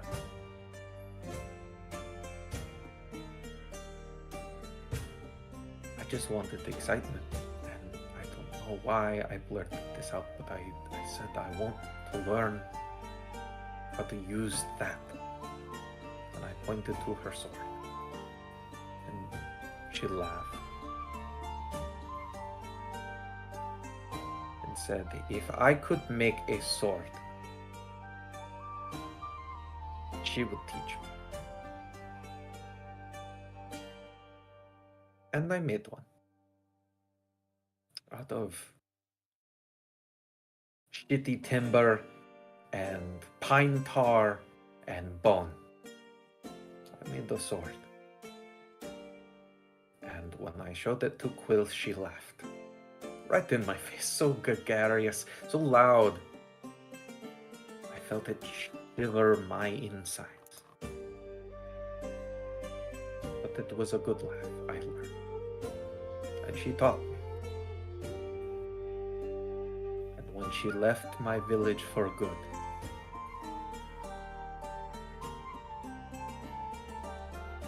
gave me this. And Ferric slides the marble ring back on their antler. You see, Years later, when I was fighting a forest fire, our crew came to help. And succumbing to the smoke inhalation as I fell from the trees and crashed on the ground. She was part of the search party. And she, too, succumbed to the flame.